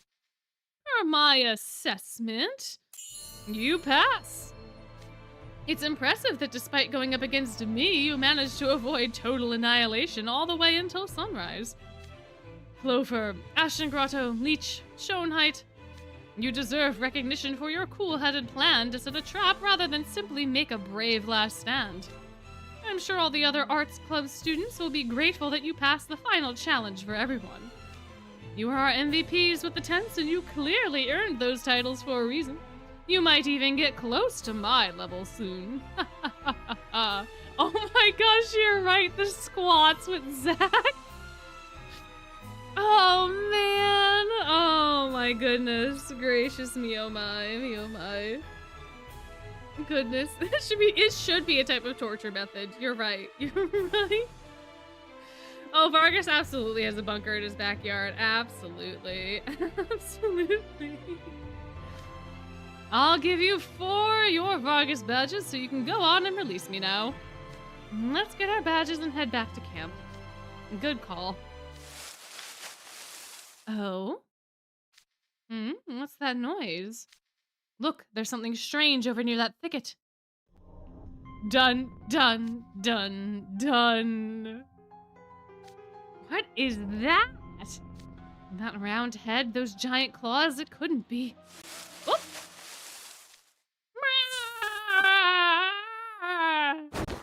Oh, we all got yoinked. We all got yoinked. What? But I haven't gotten my Vargas badge yet. Yeah, that's the top priority, Azul. That's the top priority, is getting the badge. Yeah, no, the badge is the priority, not the people that just got kidnapped. I think that's the least of our problems. Is everyone okay? We're fine, but Grim and Coach Vargas, that strange shadow took them. Dun. Dun dun dun dun dun! Oh no! Oh dear! Oh my!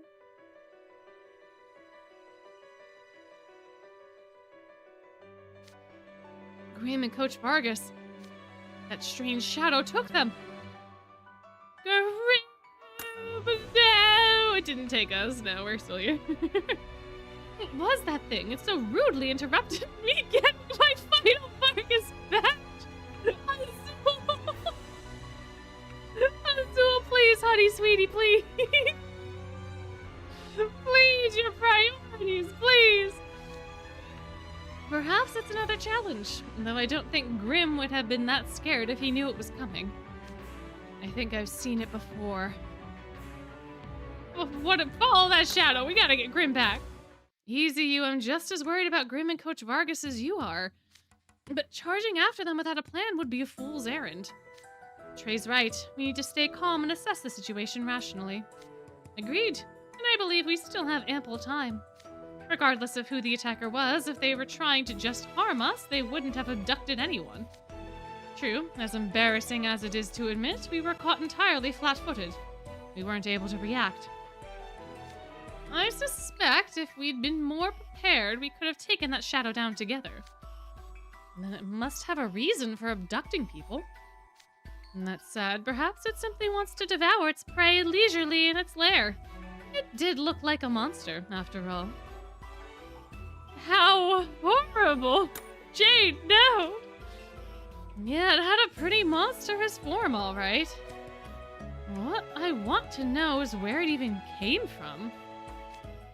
I have an idea about that. I saw that monster's shadow in the tunnels yesterday. You did? Oh, right. I remember you mentioning that now. It had a round head, long arms, and large claws. I only caught a glimpse of it just now, but it did fit your description. Yesterday, I assumed you were just mistaken and saw something else. I certainly didn't think it was real. I see. Well, we can't be sure the monster's lair is in the tunnels, but they might be worth checking. What's the call, guys? After all that fighting, we have to take on yet another monster. I have to wonder why it chose that exact moment to strike. Why couldn't it just wait until after the challenge had finished? Azul, why are you so salty about this badge? Are you salty that you had to run? Is that what this is about? Is this about the running? Is that what this is really about? Why are you so salty? Yes, then more people could have witnessed us boldly rushing to the rescue. 'Tis a pity. I think Jade knows. I think Jade knows that it's about something other than the badge. I think he knows. I think he's well aware. You guys never change. For all your complaining, it sounds like you still intend to rescue them. Of course I do. Coach Vargas is one of the captives, after all. It would be quite the feather in my cap to rescue a distinguished Night Raven College teacher in his hour of need. Ah, how true. How true, Azul. You know what? How true. Yes, you get it. I don't like endangering myself, but some things are worth the risk. No need to worry. Regardless of our reasons, we all want to save Grim and Coach Vargas. Bill, I assume you have something to gain as well? Please, I couldn't care less about accolades. I just have trouble sleeping at night if something happened to Vargas in his current state. Why? He didn't break the curse! He didn't get the chance to break the curse! Oh, of course! You never released Coach Vargas from your spell! I would have lifted it immediately if I had known that was going to happen. Makes sense. I kind of feel responsible, too. What about you? What do you want to do? What do I want to do? Grimm's got kidnapped! Grimm got kidnapped? What do you mean? What? Why would you ask me such a dumb question, Trey? I had a feeling you'd say that. Yeah, no, duh! It was technically my plan that Coach got Coach Vargas into this mess. I'm going to help rescue him, too. And then, shall we be off?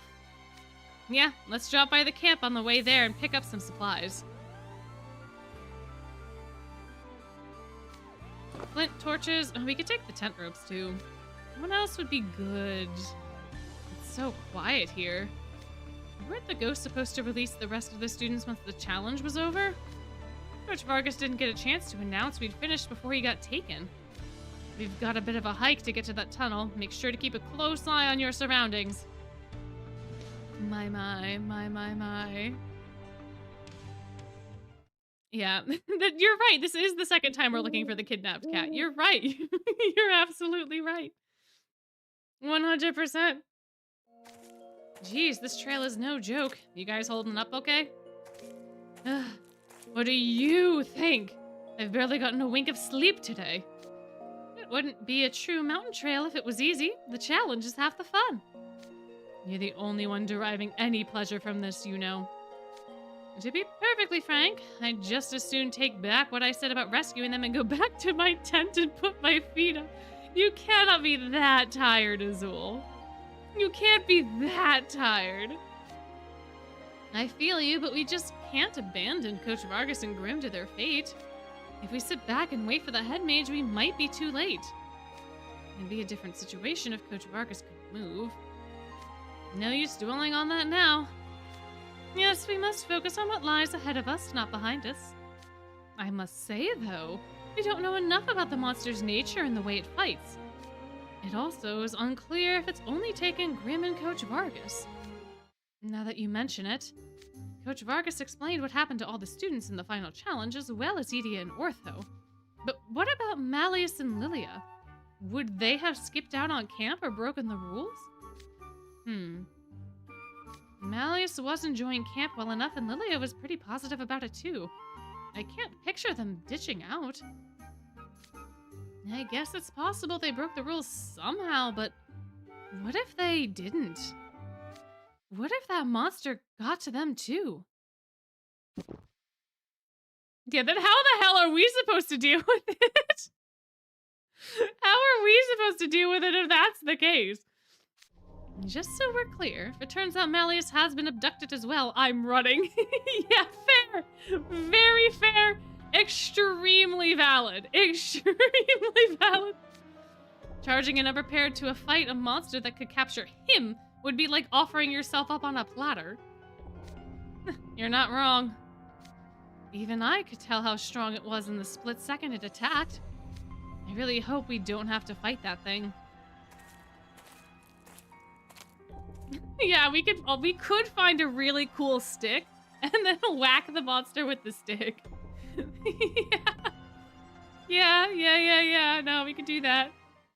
All right, we made it. Do you really think we're going to find them in there?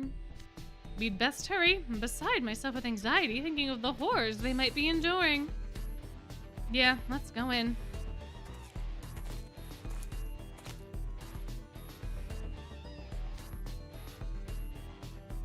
It's as dark as ever in here. And still a maze. Let's follow the map I drew when we were mining for mage stones. Let me go! Why did you even nab me anyway?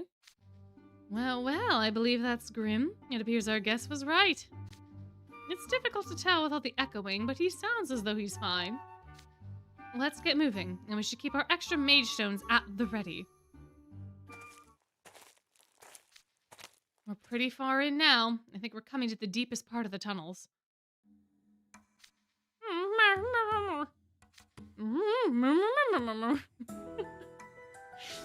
Are you okay? They both appear intact.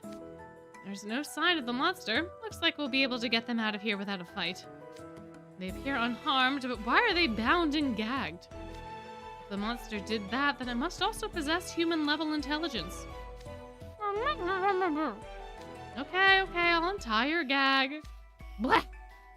You guys gotta watch out! Why? Did something happen? It's a trap! What? Yeah, you walked into the lion's den. Did you think the lion wasn't gonna be around? You actually came, fools. So that's the monster that abducted them. I was ready for a fight, but perhaps not in such a dark, confined space. What's the plan, Trey? Forget Vargas, just get me out of here. Azul, Jade, and you. You three get Grim and Coach Vargas. We have to get them out of here. There's no time to untie them. You have to carry them out. What will you and Vil be doing? The same thing we did to lure Coach Vargas to the lake. We're gonna stall the monster. Get going. We're out of time. Ooh, what a growl. Understood. I'll carry Grim. Goodbye. That's right.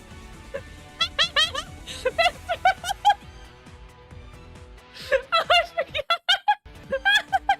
It didn't hit till Azul started talking, but yeah. Yeah, no, he did just grab him like a football and run. Jade! Oh, he called dibs on Grim because he's smaller, then grabbed him and ran before we could get a word out. Yeah, Phil could just lift the curse, and that'd be so much easier. But I guess if he's I don't know if they bound the legs or not. I'll have trouble carrying someone this big by myself. Would you mind lending me a hand? I've got his legs. Thank you. These tunnels are narrow. I was afraid I might bump the coach's head or feet against the rocks. Do stop thrashing about, Coach. We're leaving now. Oh, I guess Vil did undo him, but since he's tied, he wouldn't be able to actually like walk by himself. Well, I hope we put on a decent enough show for the underclassmen. Here it comes. You ready, Vil? Of course I am. And don't even think about slowing down, Trey. Well, the music is really cool.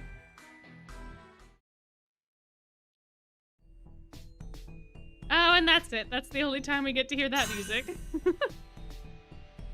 I'm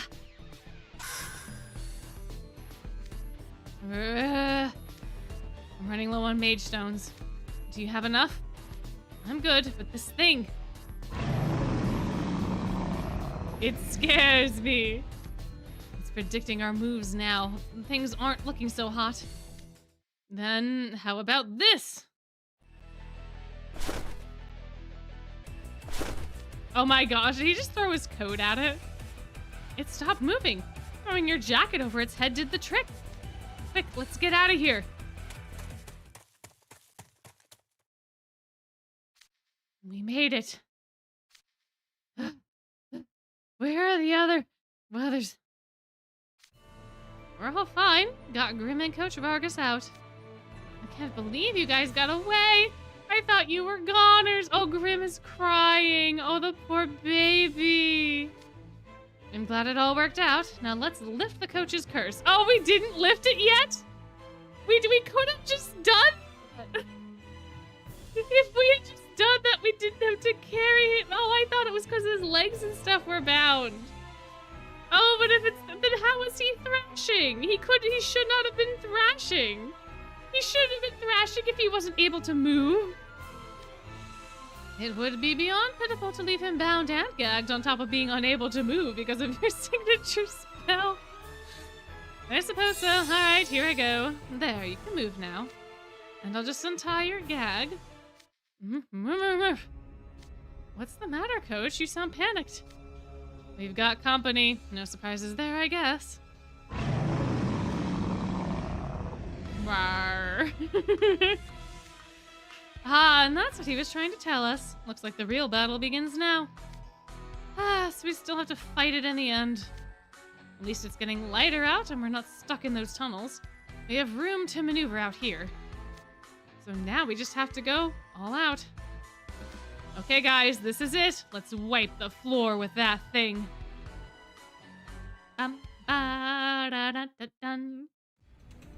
Azul's taller than Vargas? No way. No way. There's no way Vargas. No, what? What do you mean? Oh, I didn't read what Bill said. I was so shocked. Oh, no, I didn't read what Jade said. I was shocked.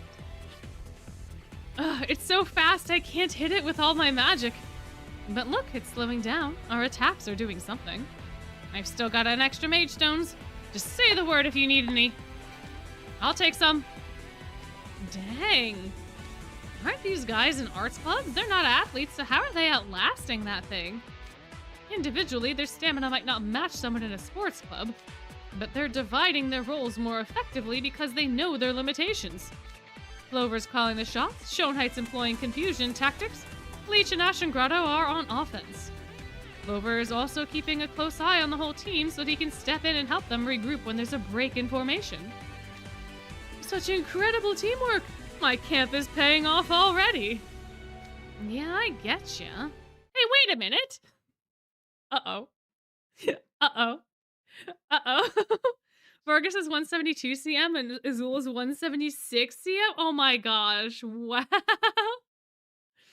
I feel like that's canonically inaccurate, but that's the canonical height, so that's gotta be canonically accurate. Oh, 174. Okay, so they're not that different in height then. Okay. Fair.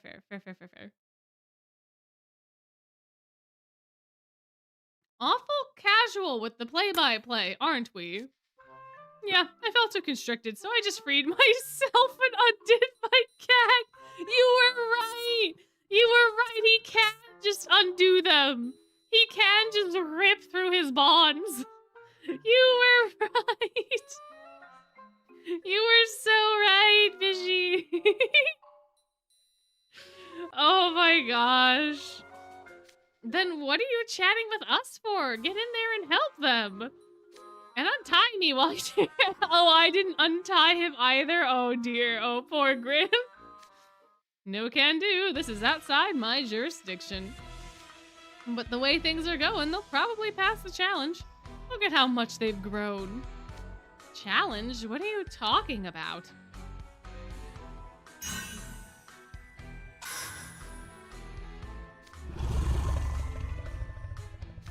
Yes, it's working. But we're running out of steam as well. And our mage stones are low. What shall we do, Trey? We'll wait for the right moment and then hit it all at once. I'll give the signal. Just hold out a little longer. Oh, another battle! Another battle. That y'all will get to enjoy tomorrow. I think it's over. Yeah, just barely. I used up every mage stone I had. And here I was hoping I could get more of them back at school. Circumstances dictated otherwise, unfortunately. Hey guys, behind you! Ooh. What? Dun dun dun dun! Dun dun dun dun dun! It's getting up after we hit it with all of those spells? I didn't expect mere pups to evade my trap and fight me on equal terms. Very well done. You are all such good boys. Good boys? Don't tell me. The sun's come up. Now we can get a proper look at the monster. It's...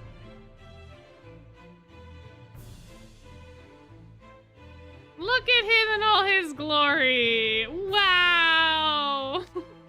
Yes, it's about time you put it together. Who in the world? How? How did we not figure it out? Wait, is that you, Professor Corral?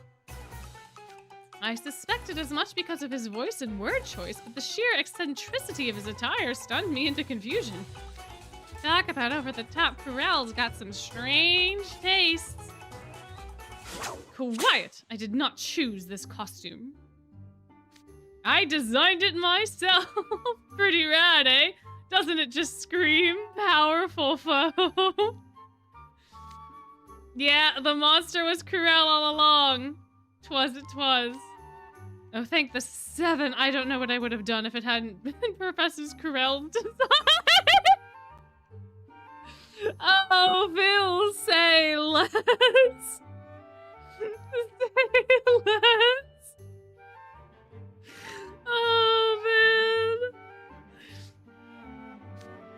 man. But what was he doing in the mine? This is Camp Vargas, is it not? Allow me to explain. Initially, I planned to give you the same final challenge as the sports clubs had. But then I thought, what if they tip you off? You'd know what's coming. Just as I was debating switching up the whole thing, Professor Corel volunteered his services. Yes, it's my job to oversee the arts clubs, after all. Anyway, since the challenge is over, I suppose I don't need to keep wearing this mask. Hey, you're gonna get your wish! You're gonna get your wish! He's gonna take off the mask! There he is! There's that kiddo! There you go. You gentlemen can come out now as well. Gentlemen? Do you mean... Oh, is it over already? It was no mean feat trying to what? Oh, it was no mean feat oh my gosh. It was no mean feat trying to while the night away and stay hidden. Malleus, were you in cahoots with Professor Corel? And Lilia as well. Were you aware of the whole plan from the start? No, I didn't know anything until the second day. Corel approached me out of the blue yesterday. Boy, was I ever surprised. I had a word with Professor Corel after seeing how Draconia completed the mining challenge on day 1. I figured if we didn't do something, the difficulty curve would be thrown out of whack. Yeah, he did dig up a mage stone with his bare hands. I was taken completely by surprise as well. Who could have anticipated such a trivial thing would pose a problem? such a trivial thing. Such a little thing, you know.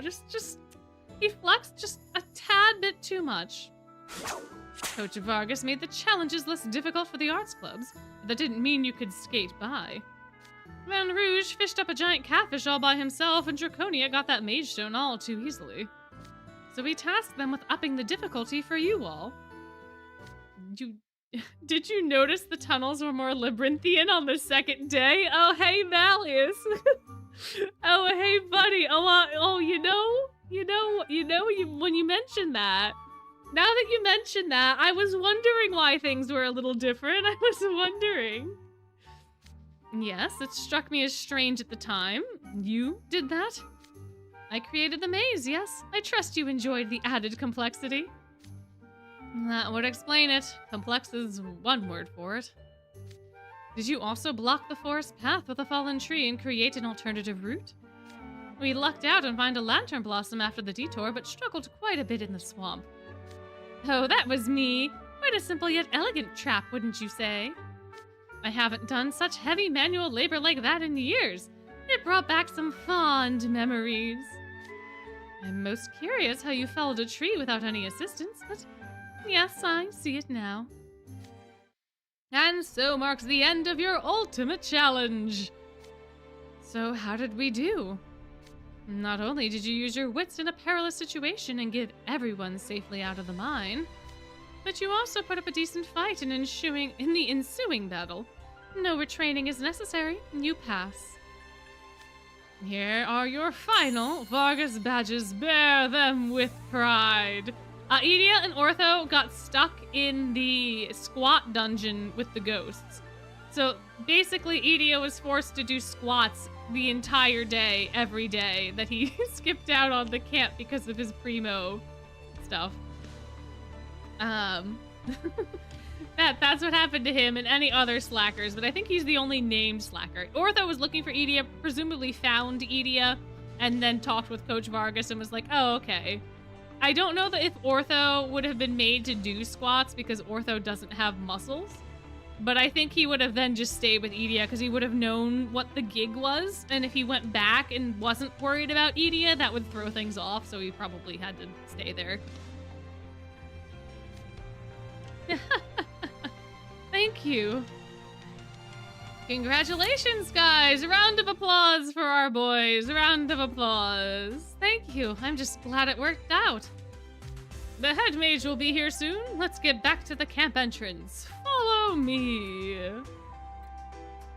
There we go. There we go. Oh my, what a time it was had by all. I think this is the last chapter. Yep. Time to wrap it up in a little bow.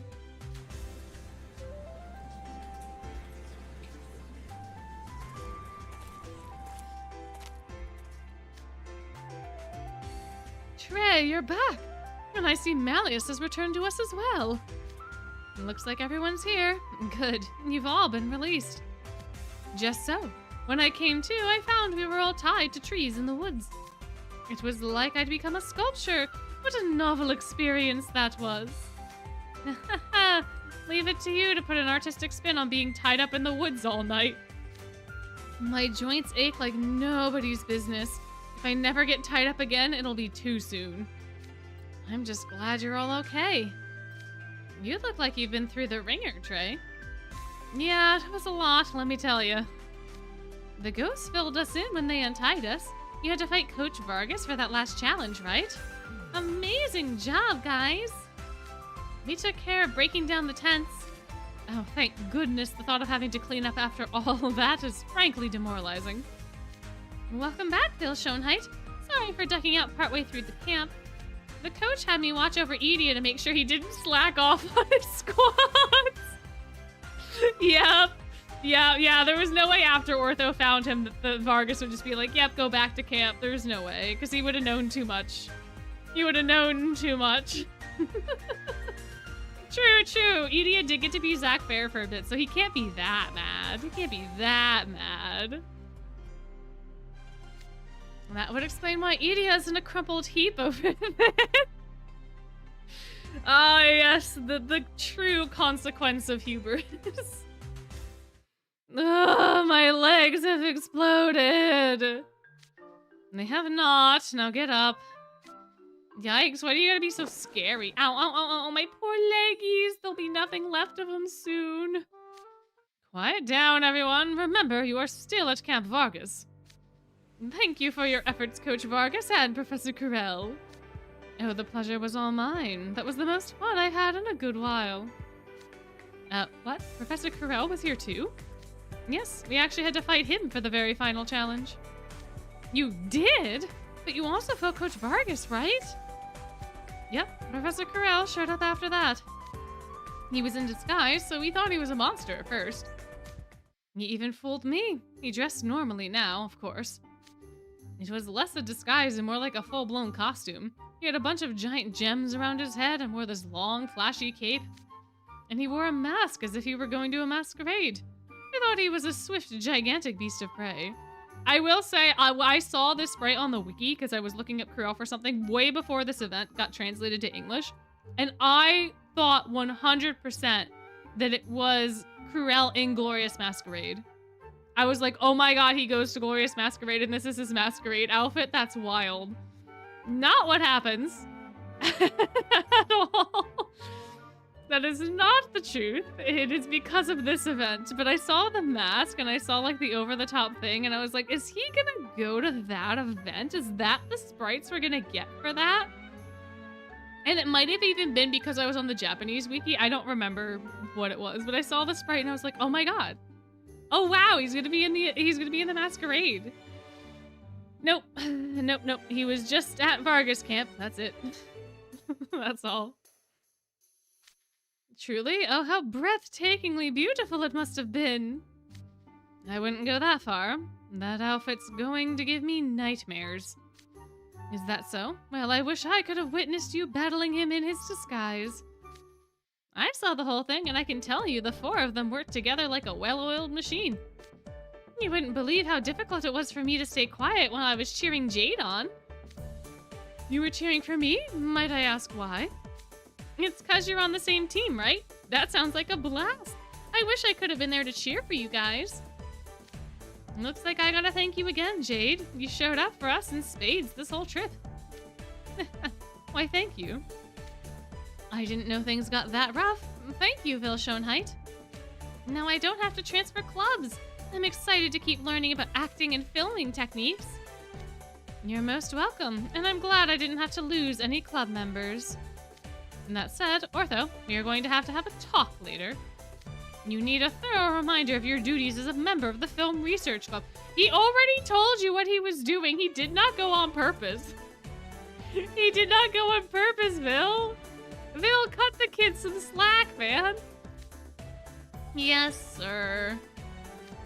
You should be grateful as well, Edea. Not only did we do the last challenge without you, but we did everything else as well.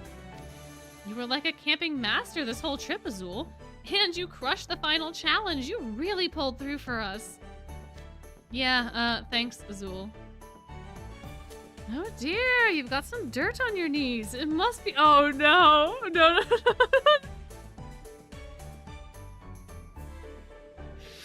Oh, Azul, you smart bastard. Oh, he's gonna hit his knees and Edea's just gonna crumple. Edea's just gonna fall. He's gonna be like, let me get the dust off your knees. Dust, slap. Poor Edea's gonna go down. Ay. Allow me to dust it off. Ah! Oh, please. It was just a little tap. Must you be so dramatic? You knew that my legs are in agony from those squats, didn't you? Good grief, how noisy can they get? Well, at least we made it through Camp Vargas in one piece. Indeed. Would you regale me with tales of your daring exploits once we return, Trey? I simply must hear it straight from the horse's mouth. I didn't do anything that great, really. I beg to differ. You performed the finest deeds of all in my eyes, Clover. I agree. We only got through that final challenge by virtue of your planning and quick thinking. Absolutely. I benefited greatly thanks to you. Seriously? No, you three made it possible. Can't you just try to take a compliment? They're telling you they appreciate your efforts. As do I. You really know how to stick a landing. I see I misjudged you. Wait, did you think I was unreliable or something? Anyway, you were on fire back there, Trey. Now you're making me blush. I'm flattered, though. You all did great today. Thanks for everything. Now it's time for roll call. Once everyone's present and accounted for, we'll head back to school. Wow, there they go. Whew, what an exhausting camp. All I want to do is fall back into bed when we get back. I didn't read that sentence properly. All I want to do is fall into bed when we get back. I suppose it all worked out well enough in the end. The real challenge is what happens after we get back. Oh, yeah. Vil, Trey, I trust our agreement still stands. Vil is to assist the Moisture Lounge for 2 days, during which we get the exclusive sale rights to his smoothies. And Trey will be helping out for 5 days, yes? Let me know your schedules for the next month once you're set. I'll need to organize your shifts. Oh, and I'll send you a reminder if you don't reach out to me within the next week. Do you think I would renege? Do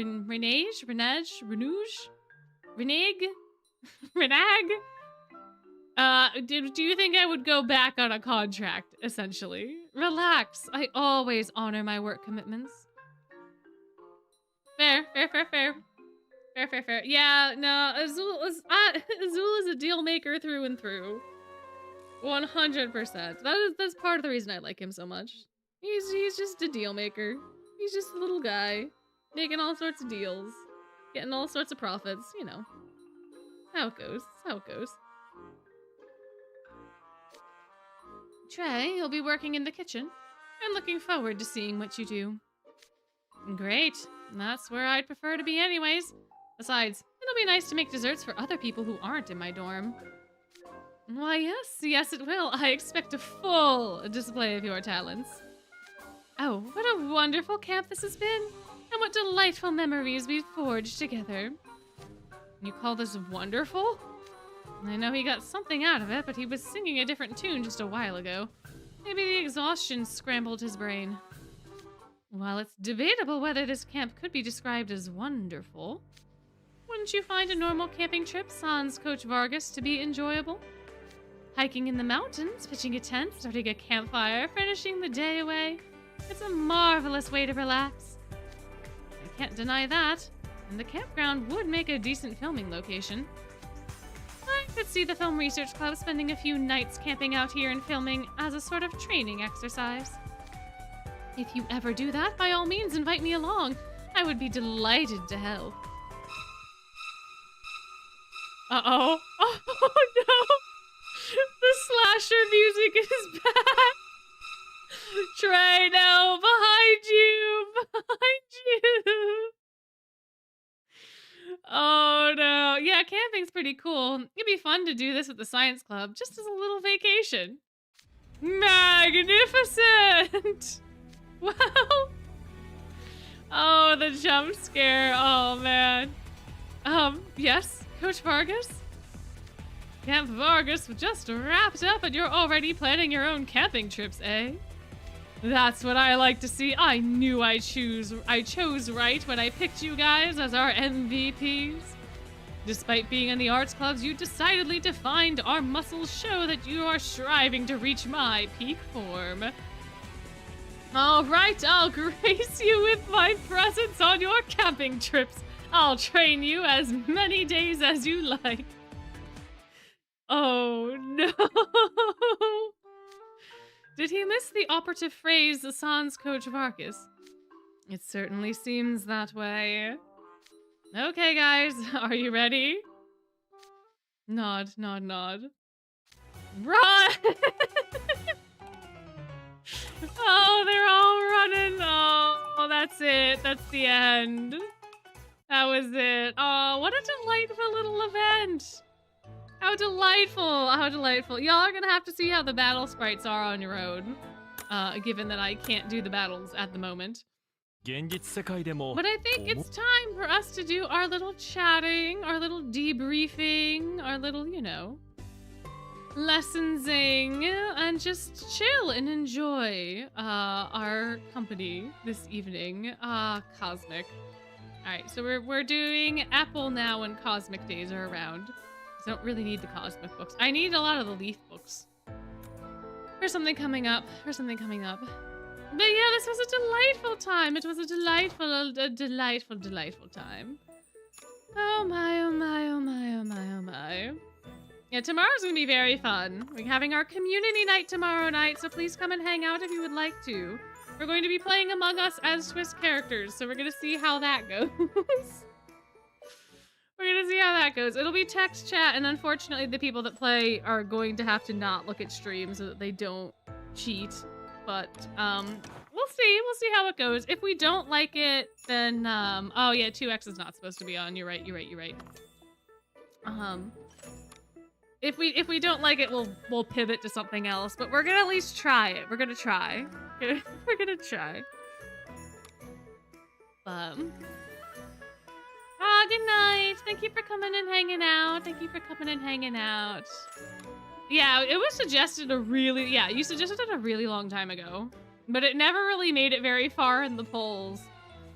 Until now. It's the Among Us and fanfic, I think, are the two that are currently leading. But it's still... Oh, hey, that came out. I want to watch that later. Oh god, how do I put it in the list? How do I put it in the list? There we go. Watch it later. There we go. Perfect. Speaking of Epic, a new animatic just dropped. So, 27 minutes ago, by the way, if anyone cares about the 600 strike animatic, that just dropped. Quite literally, 28 minutes ago. But yeah, so Among Us is winning, and then fanfic and quizzes are almost tied, but fanfic is leading a little bit. But yeah. Yeah, I saw the fanfic collab idea. That would just take a long time to coordinate. Because the first person would have to write the first thing, and then the second person would have to write the second thing, no? Or at least all the names would have to be picked ahead of time for that specific thing. And all the swapping and what have you. But yeah. Episode 4 of the anime was great. Episode 4 was great. I think they'll be able to pace the rest properly. That's basically my only concern. But the voices were great. Train's voice sent me to another plane of existence when I first heard it. I had to pause, and then I had to be like, he has a wife. He has a wife. It doesn't matter that she's dead. He still has a wife. Corel was great. Vargas was there doing his thing. Yeah, we saw Mally's for like 2 seconds. Yeah, 3 was fun. 3 had nice battle scenes, but I feel like 3 was still paced a little too slow. Like, things just were not happening. But I think the whole of the anime is gonna be much more like slow burn. His wife is dead, but he's still very, very attached to her. The lore gets dropped in Glorious Masquerade. He has a line where he's like, if only my late wife were here to see this. Oh man, we would love this so much. And he just talks about his wife a lot. He's very committed. He's very, very committed. Yeah, even though she is gone from the mortal plane, he's still very committed to her, so there is that. I still don't like Cater's voice. I still don't like Cater's voice. I am happy that they made him sound a little, he does sound gay, which is very nice. But I'm just not here for it. I don't know, man. I don't. Yeah, they will have a different MC for each book. The manga has a different MC for each book, so each season will have its own Mew. And there'll probably be some sort of like recap and being like, I'm here from a different world, We'll get to see maybe how they go there, and then it'll be like a very quick boom, boom, boom, and then they'll get into the story. We're not gonna have the same prologue again and again and again and again. That would be ridiculous. But yeah, Lucius was perfect in the anime as well. Oh, I also love how it went from Train to then immediately Lucius. Yeah, Kaleem on fire in every version has to happen. That'd be such a fun little running joke. My oh my oh my. I mean, by a certain point in time, like if you're watching season 3 of an anime, I think by then they probably assume that you kind of know what happened in season 1 and season 2, or at least you are aware of the world. So I don't think that the recap's gonna be, all that big. But Heartstable does suffer from the fact that it also has to establish the prologue, because it is the first book, and we're not getting like a prologue anime, because no one cares enough about the actual prologue for that. But they were taking their sweet time with setting things up, and I really sincerely feel like they should have cut the Trey and Cater conversation that happens at the beginning of episode 2 so that they could keep Deuce's cauldron in the fight later. Because as it stands, there's absolutely no reason for Crowley to assume that they were fighting and caused the statue to go on fire. But if the cauldron was there, then Crowley would have at least circumstantial evidence to condemn them for the statue being on fire. But all he does is roll up after they are actively trying to put out the fire and then accuses them of putting on the fire and then expels them. Like, it doesn't make a lot of sense. And the only thing that the Cater and Trey talk in the beginning does is establish Riddle as being angry, which he already was established as being angry quite well in all of episode 1 and then the recap of episode 1. They could have just skipped straight to the mirror talking to have you on the floor and then the mirror be like, he speaks true, and then go on from there, and you would save like a whole minute and a half of useless dialogue that didn't matter, because then we don't see Cater and Trey again until the end of episode 3. That's my hot take for episode 2, based on what they did.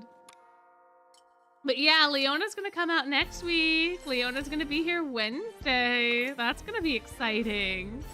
I'm very excited for that episode. I'm not gonna be able to watch it until the following week though, because I have to get up at 3 a.m. to drive on Wednesday. And I can't watch it if I'm driving in my car. So there's that, unfortunately. I'm probably gonna end up watching 5 and 6 back to back. Just because of the timing. But I hope that y'all enjoy it when it comes out. It should be a good time. It should be very fun. It should be very exciting and all that good stuff.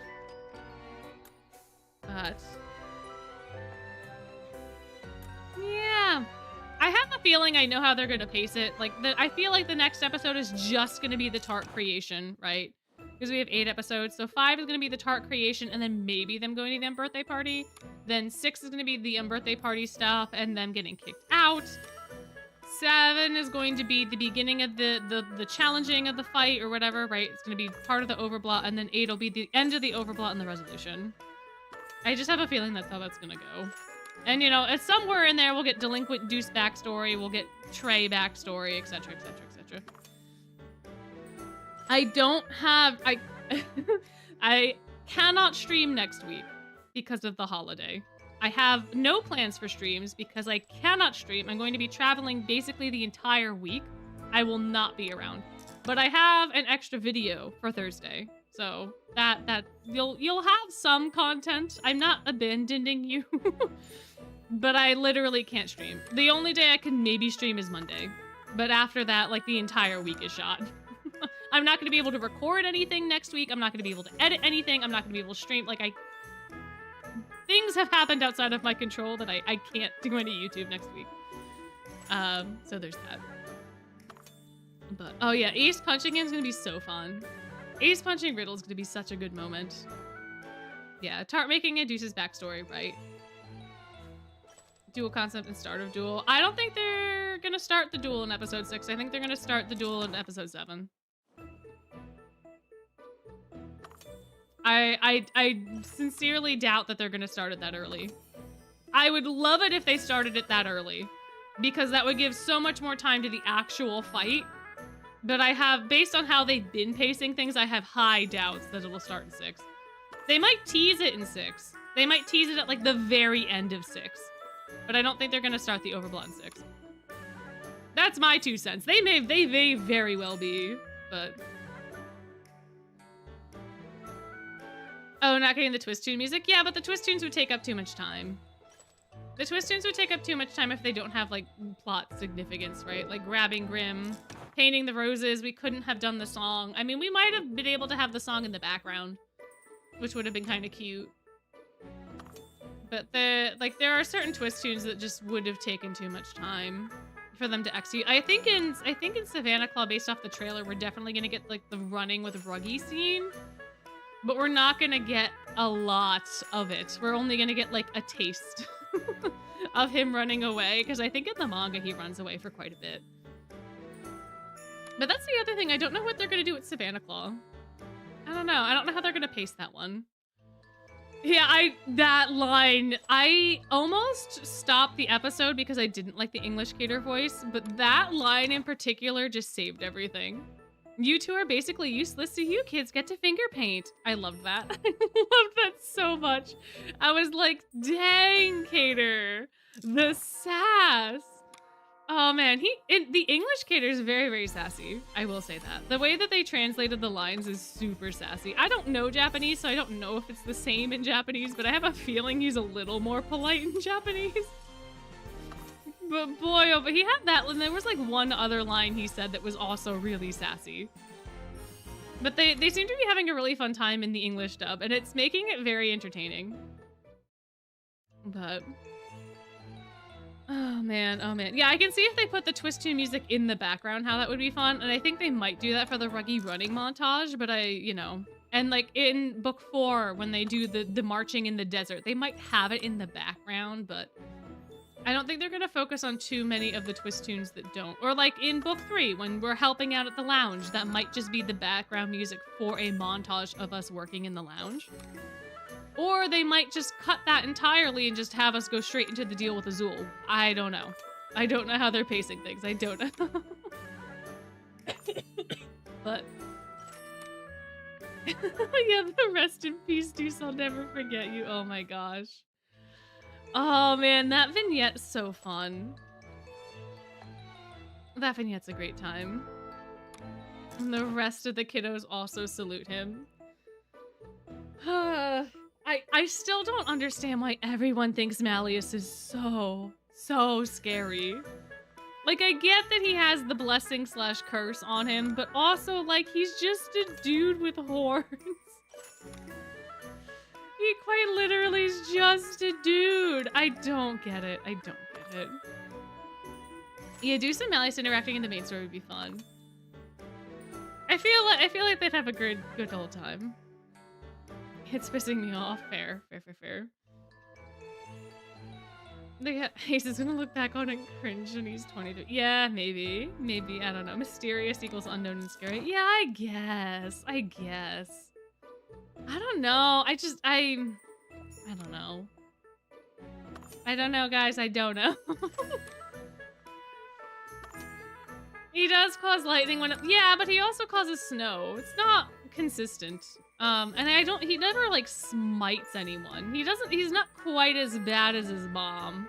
He doesn't just smite them as people say he does, but you know, he really doesn't. Just wants friends. Fair.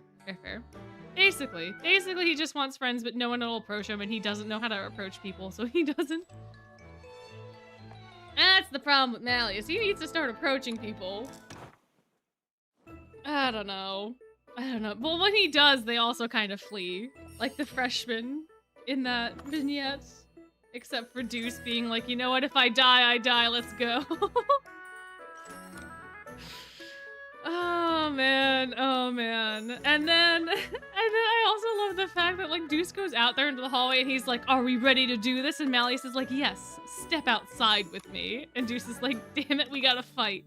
And then they get outside and Malleus pulls out his Tamagotchi and he's like, fix this. And Deuce is like, what the hell is happening? Oh, bro is so prepared to fight and then just gets asked to be tech support. It's just such a good time. It's such a good time. All right, do we want to do some mystery boxes? Let's do some mystery boxes. And then we'll like maybe chitty chat a little bit more, but my voice is my throat is starting to hurt from having to talk so much. Oh, I have Sam coins. I forgot I did that. I was trying to clear out some stuff. I didn't finish clearing out stuff, but hey, Sam coins. Look at that. All sorts of perfumes. Fantastic. Anyways, Corral, what do you got for us today, buddy boy? Our big bad monster. Our big bad monster's got nothing. He's got literally nothing. Okay, give us nothing, diva. Alright, perfect. Great. My. Yeah, they brought back Alice's VA for that scene. Yeah, they might reuse voice lines, they might not. I don't know how they're gonna do things going forward for the villains. Because I don't know if Scar's person is also dead or not. I feel like that's a thing. I don't know.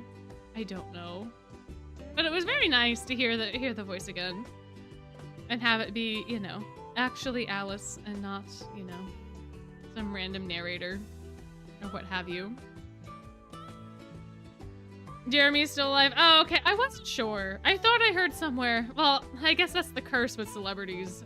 You hear all the time that they pass away when they don't, because people just spread misinformation. Oh, okay. Oh, Jade flipped. I saw that one out of the corner of my eye. I moved my phone again. Oops, my bad. Oh my goodness. Well, I love hanging out and chatting with y'all, but I'm also really tired for no reason today. But I hope that y'all enjoyed this little Vargas camp escapade we went on. We beat all the big bad monsters. We ate all the fish. We got all the mage stones. We did all the things. We did all the things we were supposed to do. And tomorrow we'll be having our community night and playing Among Us and doing all the things you're supposed to do in Among Us. It's gonna be great. It's gonna be great. So if you have time, please come and hang out. But if not, that's okay. We'll have another community day in December, like we do every month. So it'll be fine.